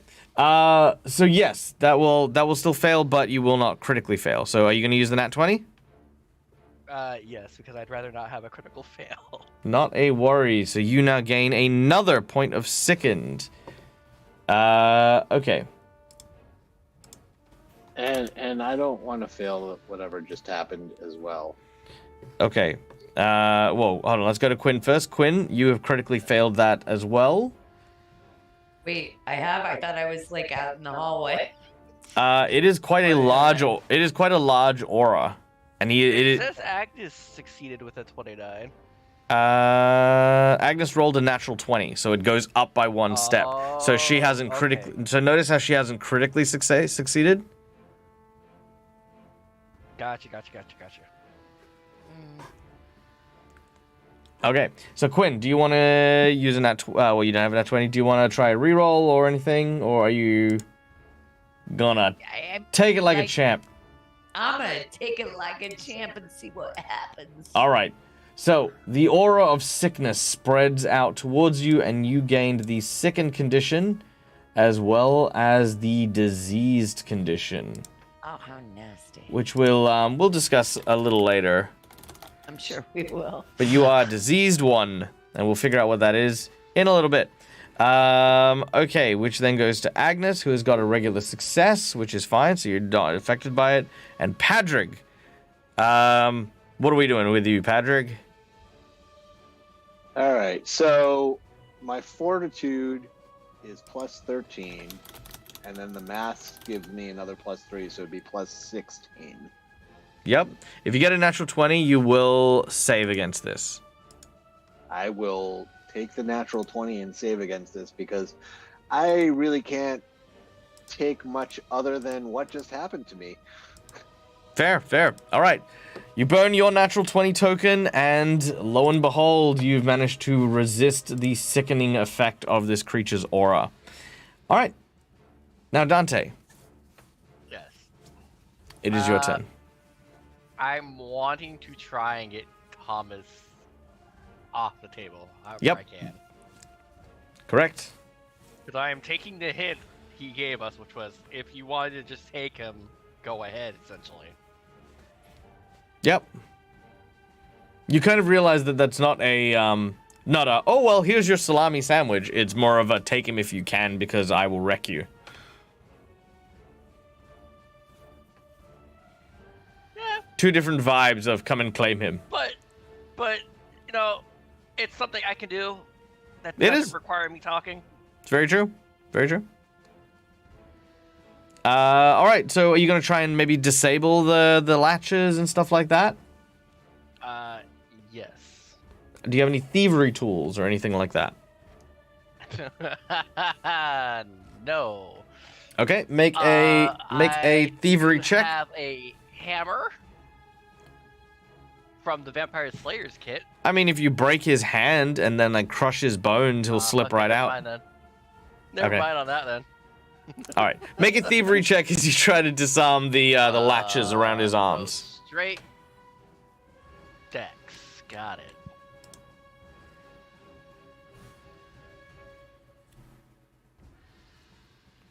Okay. Niet. All right. Unfortunately, as you try to unlatch the straps, it does not seem to budge at all. As we then go to Quinn. Now, Quinn, you are still dominated technically, but here's the catch. I'm going to say this outrightly to your face. I hate the dominate spell. I think taking someone out of combat for a lengthy period of time is boring and not fun. So, I'm going to give you an ultimatum. You can either fight for me as a dominated character, which is your choice, or alternatively, I will give you the slowed condition, where you spend one round every round fighting the control of the dominate in order to So I only get 2 instead of 3. correct. And this is only for this is only this kind of like encounter. I will ask that the players do not beholden me to this every single chance we get to. But I appreciate it very much because you're quite right. I would have sat here going, la-di-da. Yeah, exactly. And I'm not about that. This game is about fun and us having a good time, and I'm willing to homebrew some stuff. So one action to just kind of wrest control enough to get your 2 remaining actions. I think that'll be good. All right. Thomas's restraints, are they metal or leather or? A mix of both. All right. So What if you've is ever most seen immediate next if you've to ever the seen an leather? insane asylum's shackles, they're kind of like metal shackles with these leather kind of inlay I'm things. not. Yeah. Okay. Yeah. They've got like leather bits on the inside and around where the joints are so that it's like held in place quite comfortably rather than like by torturous force. Right. So you could target the leather bits. Yeah. It would loosen it a little bit if you could cut out the leather and pull it out. It would like create a gap. All right. So I'm going to look at the Nosferatu creature and be like, what have you done to me? And I'm going to stumble forward towards the table, dragging the sword behind me as if it's like the absolute last thing I'm able to do. I'm gonna raise it and target one of the leather bits of Thomas's shackles. All right, roll your damage in chat. So just the damage of a successful strike? Yeah, but we're gonna be taking off the electric damage. Right, yeah, no, that we don't want to do that. Well, no, mostly because it's leather and it, yeah, won't it's really. not going to conduct it. Okay, so that is 10 points of slashing damage. All right, you've cut through one of the restraints. You can pick like either his right arm or his right leg. One of them is now freed. Right leg. All right, his right leg is now free. All right, and that is all. Move action, slash action. Which bring us then very swiftly to Agnes. Okay, DM. Yes.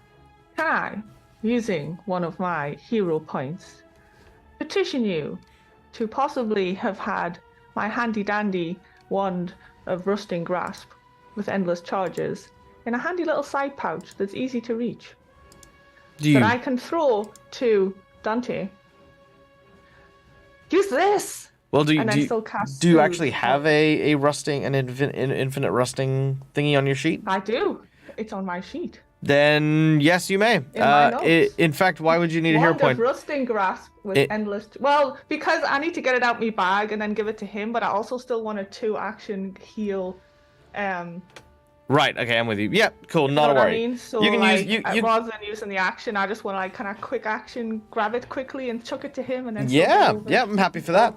Happy for that. And in fact, because you're using a hero point for it, Dante does not need to make any kind of fiddly-faddly roll to try and grab it. Dante, a wand is thrown from Agnes across the room, and you end up, it ends in your grasp with the rusting, with kind of like, it's like a magic wand that seems to have this kind of almost fern-like pattern that is orange and rust-colored. It is a rust monster's antenna kind of built into this magic wand, and will rust things that you touch it on. You remember this. All right, you got 2 more actions. What do you want to do, Agnes? I can't reach him. I wanted to like get to heal Padrig. Oh no, it's got a 30-foot range. It doesn't matter. Yeah. So then she'll do that, and then she reaches out towards Padrig. And you can see her muttering under her breath. And again, you feel that, probably by now quite familiar since she's done this a lot, the feel of Agnes's motherly warmth wash through your mind. And I appreciate it because I get hurt a lot. I begin to knit together. You feel very anemic. 4th level spell. We'll drop that on. Padrig. I need a steak. And you also get a +2 status to 39. Nice. You almost healed back all of that. I know. Thank you. Damn. It's really good. It is very good. +2 will help, but you know we are fighting a vampire. It might help. All right, Padrig, you are up next. Your wounds start to stitch. You feel much better. But that was an indescribable experience as your blood almost jettisoned your body to go be consumed. Oh, yeah, I can drop it on you. There you go. Yeah. It should last just for a minute. All right. So I think the question is, do I keep attacking him to cover for everyone trying to get Thomas out and keep his attention on me? Or do I try and also help free Thomas? Because I do actually have lockpicks. Excellent question.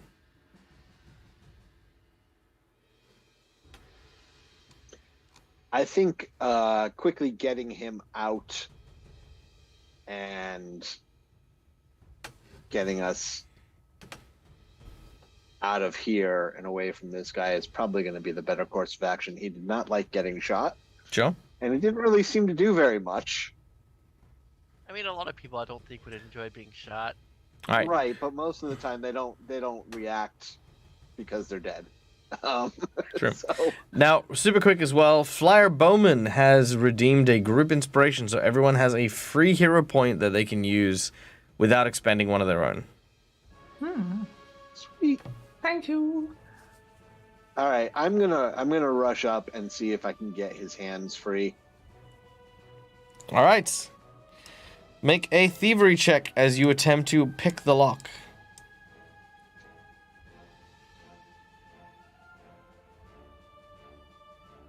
There's the right tab.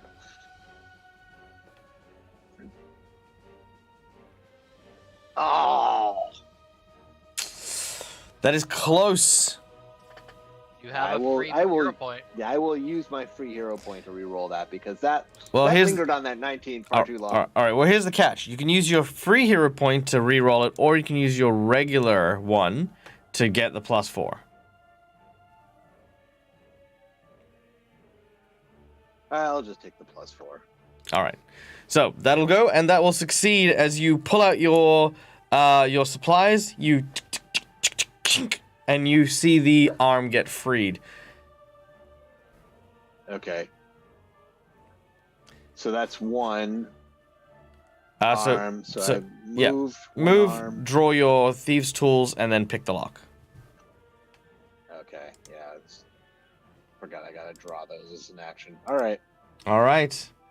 You watch as the wound that Patrick had done is now fully healed.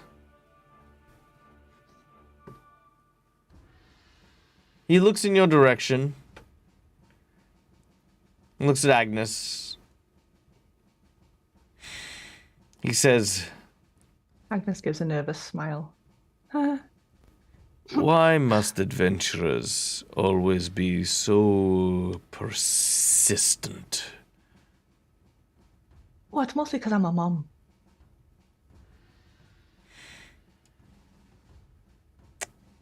He is going to go for one of you, but he doesn't know which. 1, 2, 3, 4. Dante. Oh. He moves over to Dante.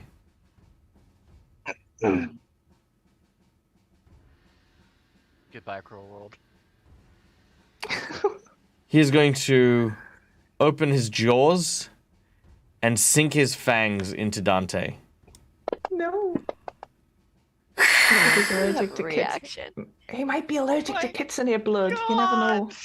He He is might have a kitsune allergy. he is definitely not allergic to kitsune blood. Maybe a shampoo.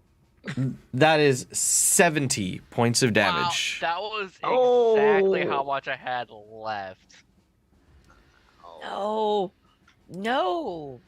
All right. The blood vacates your body in a single gory mass. Dante's flesh becomes pale and white instantly. As you hear a sound, almost like a juice box being completely drained. You watch as his body almost crushes inwards as it is desiccated. That was nasty. Juice box. Ugh. That was his melee attack. It's like the little straw in the Capri Sun. Oh, what you mean as opposed to his far more devastating ranged attack? Is that what you're saying? No, yeah, Or well, I mean, yeah, Just kind of. implying, yeah. Just implying Yeah. he like if he Right. yeah he's got a bunch of these. All right, hold on. If this was like an anime, Agnes's eyebrows would have disappeared up into her hairline. Right? At this point. Okay, so I just need to check something real quick here because, well, quite frankly, I need to find out what this does. Don't worry, Agnes has got a plan. It's not a plan anyone's gonna like, but it's a plan. I think any plan is better than none at this moment, and it can't be possibly worse than the Holly plans. There we go. Drink blood. Drink blood. When drinking blood, the Nosferatu immediately regains 21 hit points. Pfft, yeah, he doesn't need to do that. Okay. Yeah, but like, is he occupied and busy? Like, is he absorbed in the consumption of his meal for the next person? Does the next person get advantage because he's eating? That was one No. action. If Dante was a can of beer, he would have just crushed him on his forehead and kept moving. Did he burp? His next action, he's moving up to Padrig. Bye, everyone. All right, but that's it. He's moved, he's bitten, and then he's moved up. That's it. That's all he can do. That's all he's got. Is be scary next to you. All right, Dante. I mean, that's enough. Death saving throw. How do we do that saving throws again? Is it just a flat D20? That's just a flat D20. Oh, hey. Nice. All right, you are alive, but you are on... You're on 1 hit point, but you are still unconscious.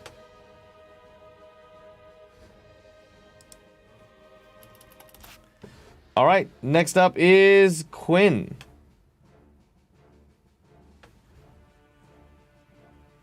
I'm gonna stumble around as if I'm confused, moving this way around the table.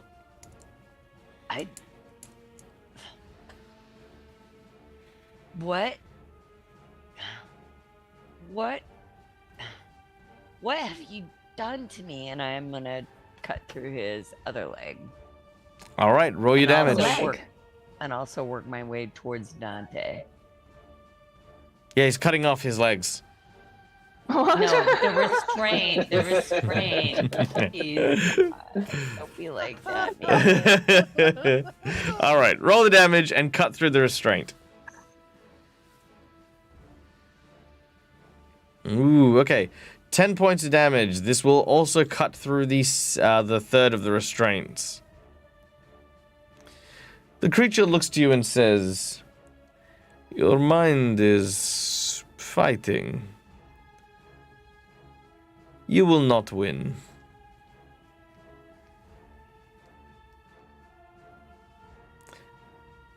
As we then go to Agnes. And Dante, you have received divine healing. I never get a chance to use my points, they just accumulate. Agnes steps forward and says to the dude, "You said Varisian. Will any Varisian blood do?" No. I need those who are resistant to the blood veil. Otherwise, it can never be undone. And my search will continue.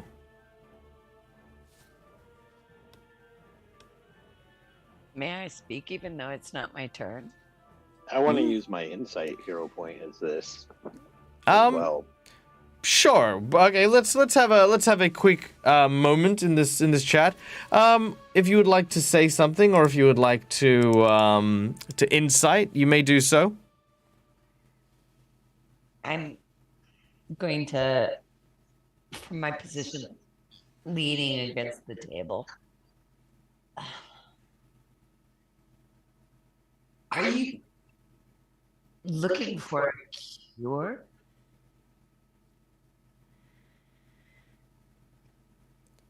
He doesn't seem to answer. Your insight seems to indicate yes. Right, that's what I was thinking too.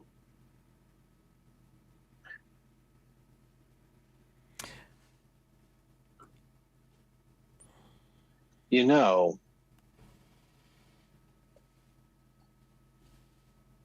if that's your goal,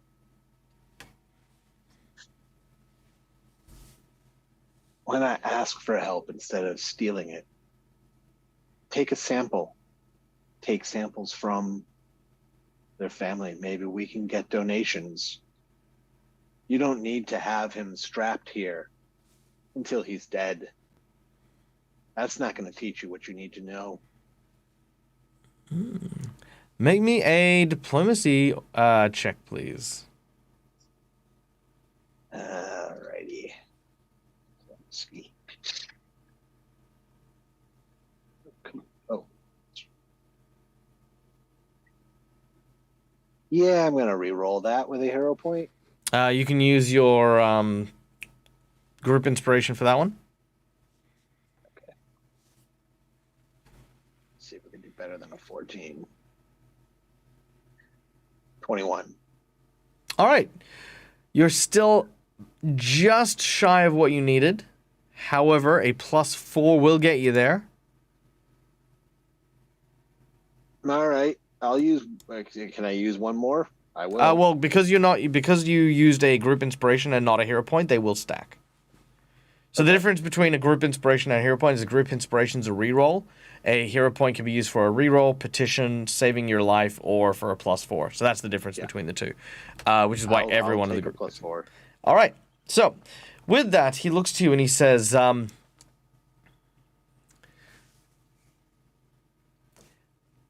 you ask the cattle if it may be slaughtered before consumption?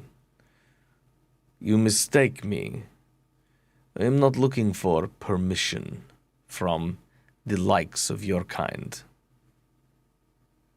But I have no interest in exploiting or having my exploits, should I say, draw the attention of other hunters. You do not seem like you are here for me. Your demeanor, he says, kicking Dante a little bit. Dante, you've fully healed at this point as you're lying down there kind of pretending to be dead, like keep your eyes closed. Ready to be dead on his back. He says, judging from your demeanor, you are not vampire hunters or sleepless detectives. And it seems like your quest to save this boy is truly why you are here. I told you, I'm a mum. Be that as it may, I will make you a deal. I will give you the cure for the blood veil disease that grips your city. The strain that it is followed from was created for my work. I have no interest here or in continuing Andeson's ludicrous plan to plunge this city into chaos. What I ask in return is this boy.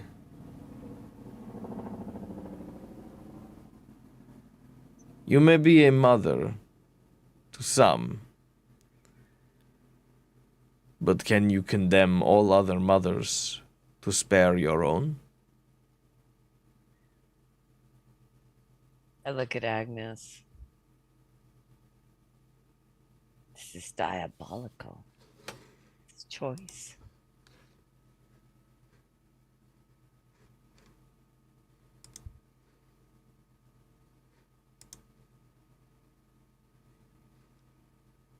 Thomas hadn't had the blood veil yet, had he? Who did? Thomas? Oh, Thomas, like, does he look like he's got it now? Sorry, does he look like he's got it now? He does not. Agnes had it but was cured. And from what he explained, he has a resistance to it. I'm kind of curious why he's so special. Is it just the resistance, or because he already has a cure? Just So- natural. So I'll answer that because there's actually no way to answer it in any particular way. But it's simply just a natural mutation in some of the people of Varesia, the native Varesians. No one knows why. No one knows how. That's what he's finding out. Why, why in the city, when the spread has gone around, have only a handful of Varesians been proven resistant? Hence all the people in the cages who don't have the disease. And Is it just- apologies. yeah. Zoom is, for whatever reason, suddenly unable to detect my camera, which has been detected this whole time. No, that's fine. Let me give you a quick adjustment, and then we'll be good. Okay. Is Thomas awake? Like, is he conscious? He is not awake, no. He's passed out from the pain.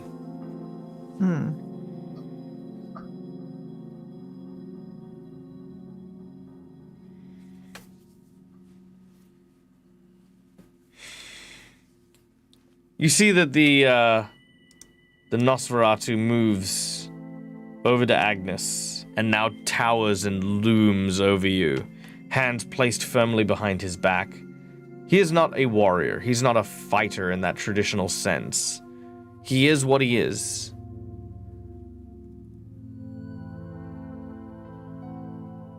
He turns his head to the side, bending at the hip. Well, what is it to be? Do you wish to save your child? Or your city?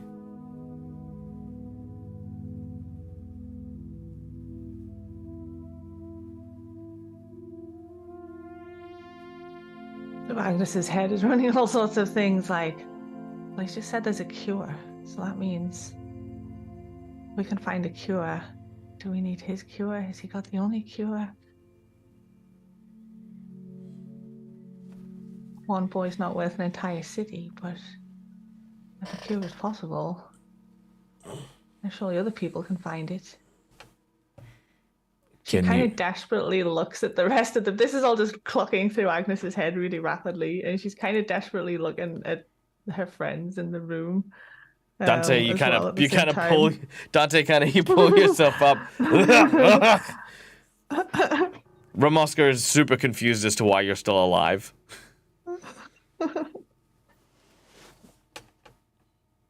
No idea himself.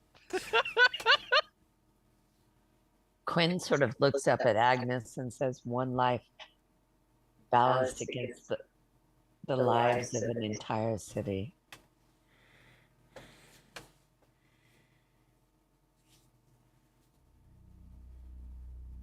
But on the front of it all, it's not so bad. Like, if it were me, I'd give mine gladly. But he can't even speak for himself. Can we revive him and ask him? He looks to you and he says, "No. I would like to hear what your choice would be. So easy is it for mortals to choose their destinies based on but a single lifetime. One thing I have learnt over my many, many years is the selfishness and hubris of people who claim themselves to be heroes, when really all they do is selfishly pursue their hearts, claiming that that is the key to their heroism. It disgusts me. Place that heroism under a lens, and you see the true worth of people."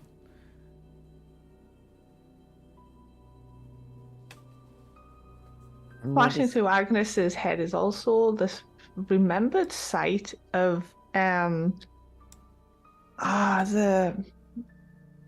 the vampire hunter lady that joined us for a bit, her mentor's head in the bag. And just her warnings on how dangerous these people were, and if he wants this boy so badly, like is handing him over worse than the blood veil. You think back to Elvi and what Elvi had said about this individual. Ramoska Arkminos was his name. He was not someone to be trifled with, a dangerous scholar and a scientist. And more importantly, his quest was a cure to vampirism.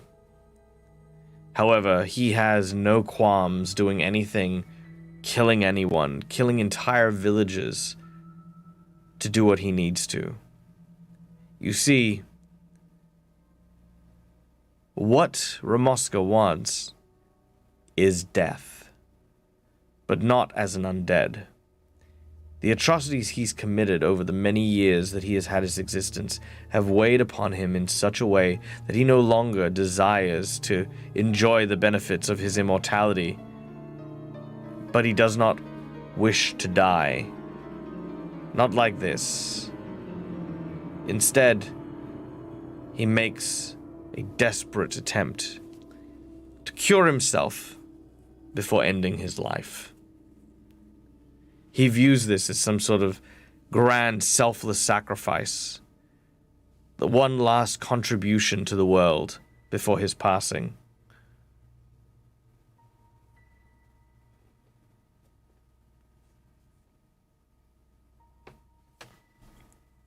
This is something that Elvi kind of told you.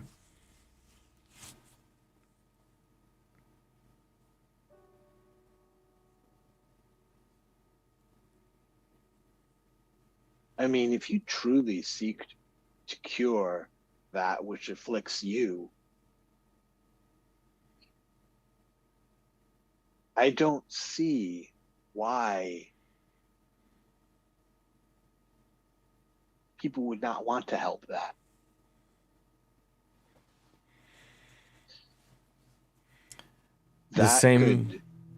For the same reason that one would not choose to help another's child. We all need to take what we need from this world.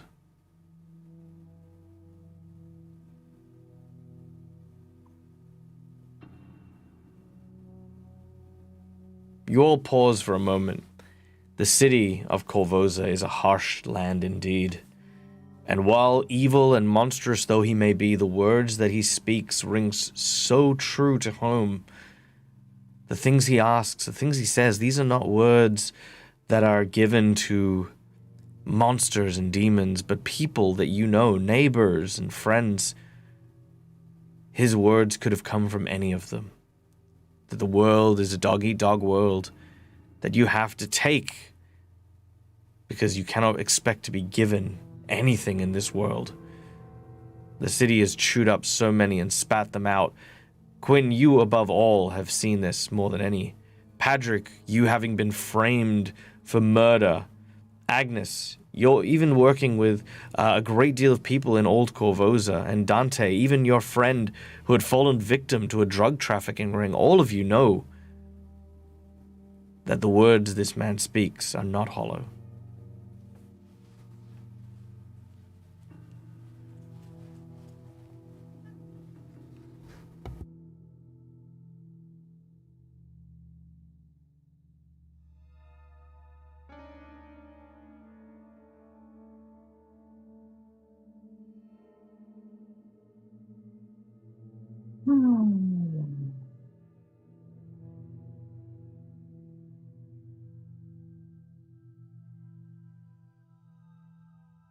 I just really doesn't want to give him what he wants, but at the same time, he's capable of killing all of them in like no time at all. Beyond that, our goal coming here, yes, we were coming for Thomas, but our overriding goal is to help the city and to get rid of this plague.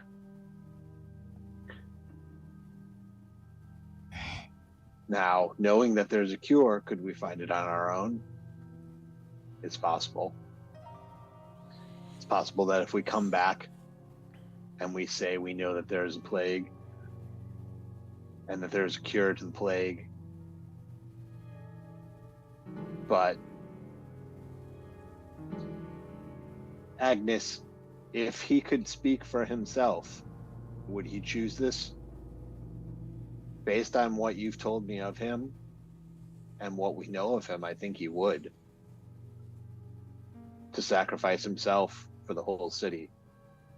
I don't like having to make that decision for someone else. It's a decision he should have to make for himself. But that's not the position we're in right now.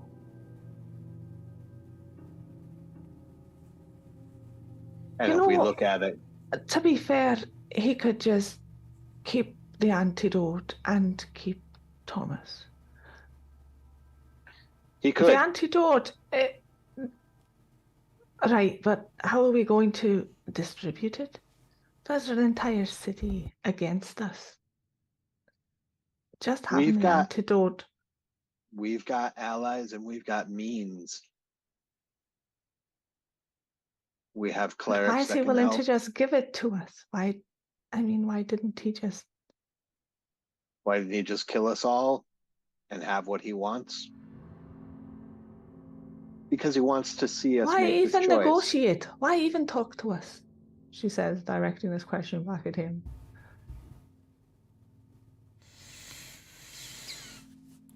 Let's just say that if I were to kill a group of adventurers, it would draw the vampire hunters closer. And they are already far too close for my liking.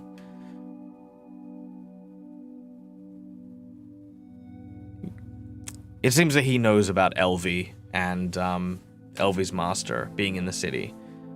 You can kind of tell he maybe is looking at this as he's being strapped for time, but there's also something else lingering here. You're right. He wouldn't necessarily give up both of these people. He could very easily take them and leave. So why does he want you to make the choice? Could be anything.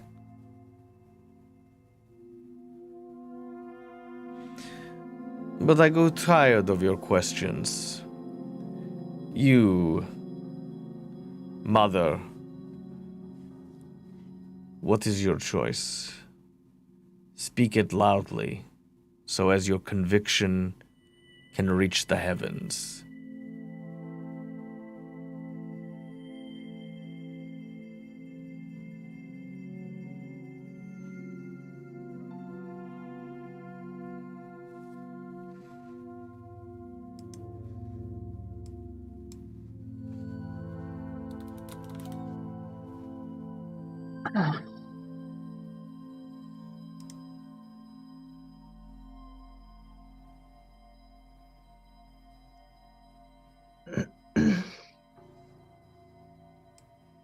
Agnes really doesn't want to. She remains silent? She can, that is an option. It's like she doesn't want to be forced into making this choice. Like, it's not so much the choice. It's the being forced. Like, as if he's trying to pass off his guilt onto somebody. Do you know what I mean? Throw that at him. Throw that at him. Yeah. She was going to say that. It's just, you only want me to decide so that you don't have to. You know, I know these games. I've seen them. They're no different from us really at all. And you said the magic words.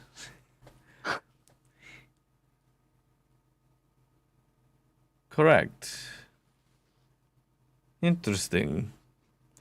In my many years here, most would just simply claim me to be some sort of mad scientist, some devoid, degenerate creature for sucking blood and killing. But that has never been my goal. It has never been my way. And there is always a way to fight for all lives. That is what I fight for. To take everything, unashamedly, and give nothing back. It is the only way that people who know how to fight will survive. What is your name, mother? Agnes. It is a good name. I will remember it well. Should you ever come to Ustalav, I hope that you will visit in the manor of Count Tyriak. He places a vial onto Thomas's body and will turn to simply walk out. As he walks past... I hope you find what you're looking for, regardless. Help all lives, remember? He doesn't respond. He just brutishly kind of pauses in his footsteps for a moment and leaves. But as he goes past Quinn, he taps her shoulder with a long bony claw, and the domination spell just washes over you. Almost feels like a refreshing rain pours over your body and drips onto the floor. As he leaves, leaving you with both Thomas and the cure.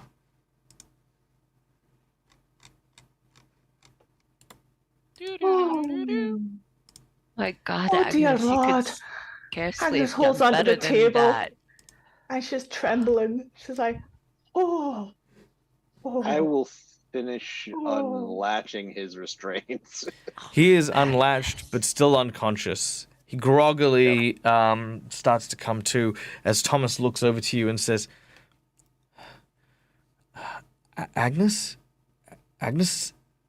Is that you? Oh, my boy. And she just wraps him in a big hug, because really she needs him to kind of stay up. Her knees are trembling. She's this is the shock, the terror, everything's just like... I'm sorry, I don't remember. I went out to go to work. It's okay. It's okay. Don't worry. Everything's all right now. I hope. He embraces you in a big hug. And with this scene coming to a close, I'm going to say Quinn. Quinn, I'm going to put the cure in your hands, if that's all right, because I imagine that that'd be something that really catches your eye. Yes, please. Thank you. Okay. Although my teary eye right now. as you take hold of the concoction, it very weirdly looks like this kind of crystal clear liquid, almost like water. You would almost not be able to distinguish it as you hold onto it tightly. This man, whatever he was, definitely did not seem like a liar, to say the least. And every instinct in you believes that this is the cure. But there'll only ever be one way to find out, and there'll only ever be one way to replicate this, and that is in the hands of an expert alchemist or apothecary. You have very little time to reproduce this, and knowing full well that without it, many people are going to die within a few days. But the challenge is not over. A word sticks with you. Dante, when you died, Hi. you found yourself awoken in a large field of corn, yellow and crisp. It sort of blows back and forth within the wind. There within, you see someone, a woman, with her hand running across the various grains of corn, almost like a breeze, as she looks at you. She says, "Your time is not here. Your time is not now. There is still much to be done.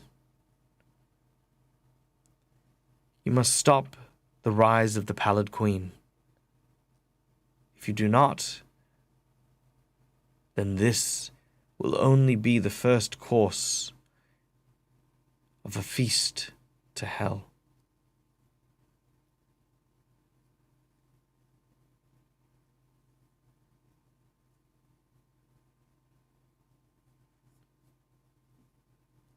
The creature, or the woman, reaches up and touches Dante's face, and as she does, she vanishes, and that's when you heal to full hit points and kind of wake up.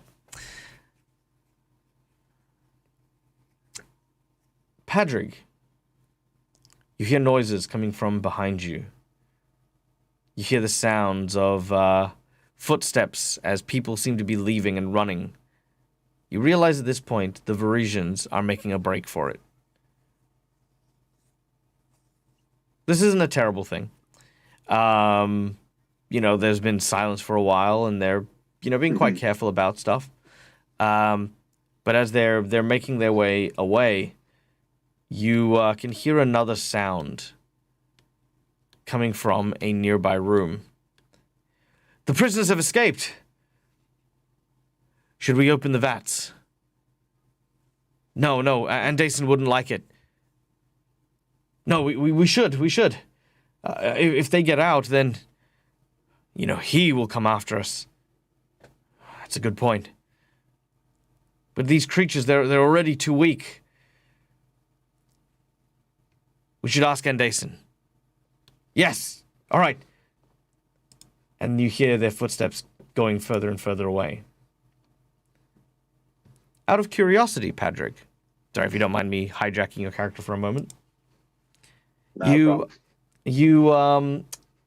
follow the sound of the footsteps that are retreating and make your way here to a room that seems to be bathed in a glowing green light. 4 large canisters sit in the center of this room.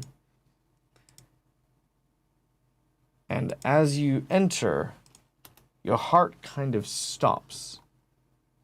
You've never seen this sight before in your life.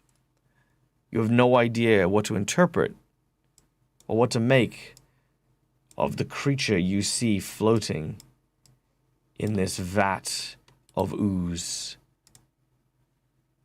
that seems to drain into these tubes. Part horse, part man, a thing from nightmares. And that, ladies and gentlemen, is where we are going to end today's session. Some tears, some near deaths, whole bunch of this nonsense happening. And that's where we're at. That's where we're doing. Oh, Agnes was already to like sacrifice herself and stuff there. But yeah, I mean, self-sacrifice, that's the easy ticket.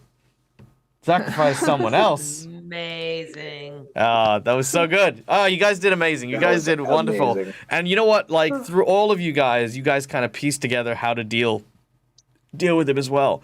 I don't know if you picked up any of the clues, but little things like when you asked if you could drink, if you were out to drinking his blood, and that really pissed him off. You know, like that was because, you know, like again, he wanted to be treated like a person, not as a monster, not as a lunatic, not as a cultist, right? He was a doctor. He was a physician. And the thing is physicians defy gods to take everything that they want. Like, you know, in a world where gods are a thing, it's literally a case of God doesn't decide when you die. We will take death away from God and make it so that we can keep you alive, or that we can save you, or that we can do this. And being undead for him is kind of one of those elements to it. So when Agnes turned around and sort of, you know, threw that back into his face about absolving his guilt and stuff like that, she was right. He was absolving his guilt. And when you threw out that, like, you know, you started to understand that he was like everyone you guys knew, it was like there is no dissimilarity here. And when Agnes said, "I refuse to give up anything," that was what he was looking for. He was looking for, that was the best outcome. It was, I don't want to give anything up. And he's like, good, you shouldn't. No one should. You should never give anything up. You should take and take and take, because that's how you live in this world. And gave both as a reward for Agnes's courage in that moment. That was cool. That was really cool. Your motherly Agnes is stubbornness. amazing. It was very, very, very awesome. Also, freaking did a Quinn great and job. Patrick just annihilating my bad guys. Well, mainly Patrick. Mainly Patrick, but you know what? Patrick, But you yeah. know what? But you know what? You know I'm what? just there as a distraction. And you know what? A big sword wielding, you know, like Choppy Chop is definitely a good distraction as well.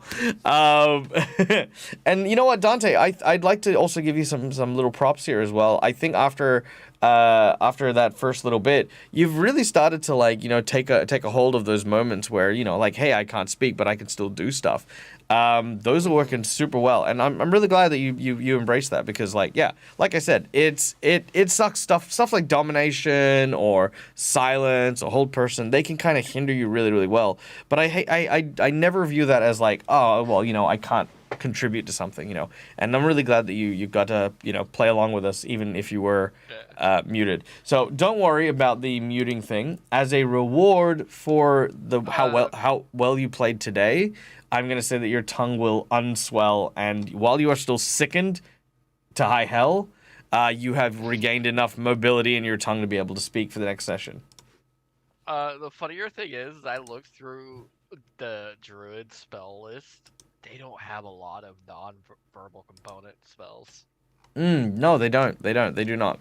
But that's the thing is, what do you do when, you know, stuff like that happens? Do you sort of sit down and go, well, I can't do nothing, or do you contribute? And you did. You went there, and even though you weren't necessarily skilled at it, you still made an effort to try and, like, break the shackles and still do stuff. And that for me is way more important than saying, I can't do the thing I'm good at and I'm not going to do it, you know? And so, yeah, I'm going to reward that, because that's, you know, that's good gaming. And I will be damned if I'm not going to say that, hey, that's good gaming, and, like, not give you something for it. So, yeah, your tongue is now mobile, and you'll be able to use your abilities and stuff as of next session. Although, if you would like to talk with a lisp, that's entirely up to you. God, I would not be able to You may keep talk that with, up. yeah. All right, ladies and gentlemen, boys and girls, let's take a quick moment to thank the guys who rated us today. Guys, Dice Legends, the Bloody Legends. Thank you so much for stopping in with your community. I really, really appreciate it. All the love in the whole world, my excellent friend, as well as Tavern of the World. Thank you guys for joining it. Today was a very intense game, so we didn't really stop to like kind of acknowledge people coming in, but I want to take a moment now and just say, you know, like, you guys are awesome. Thank you for swinging by. As well as my friend Josh. Thank you for hanging out. Josh is from our friend channel Dungeons Divided, which is just started their new series as well. So, you know, hope that is going super, super well for you, dude. And yeah, to everyone else who also followed us as well. Also, I see VC by night came over. Love your face. Mwah. Thank you for joining us. I caught your stream the other day. It was very, very cool. I'm glad I was able to hang out for a little bit. Okay. Let's raid, because we are over time by quite a significant amount. So A little bit. well, you know what? I didn't want to end it without, you know, knowing knowing the answer. But I appreciate it, because I know that Laura is the person who is up the latest. So so as soon as my goddamn It was worth it. internet, it's probably been one of my favorite trolley problem scenarios that I've ever run in like over a decade of like D&D and stuff. Because the trolley problem, is always a tough one, because there is no right answer, right? Like, that's the point of the trolley problem. All you can give us your answer. My answer, No, I mean, it's all you can give at the time is your answer. Like, what is true to you. Like, that's, as far as Agnes is concerned. There's no the answer. There's just yours. yeah, that's Stop the true. train.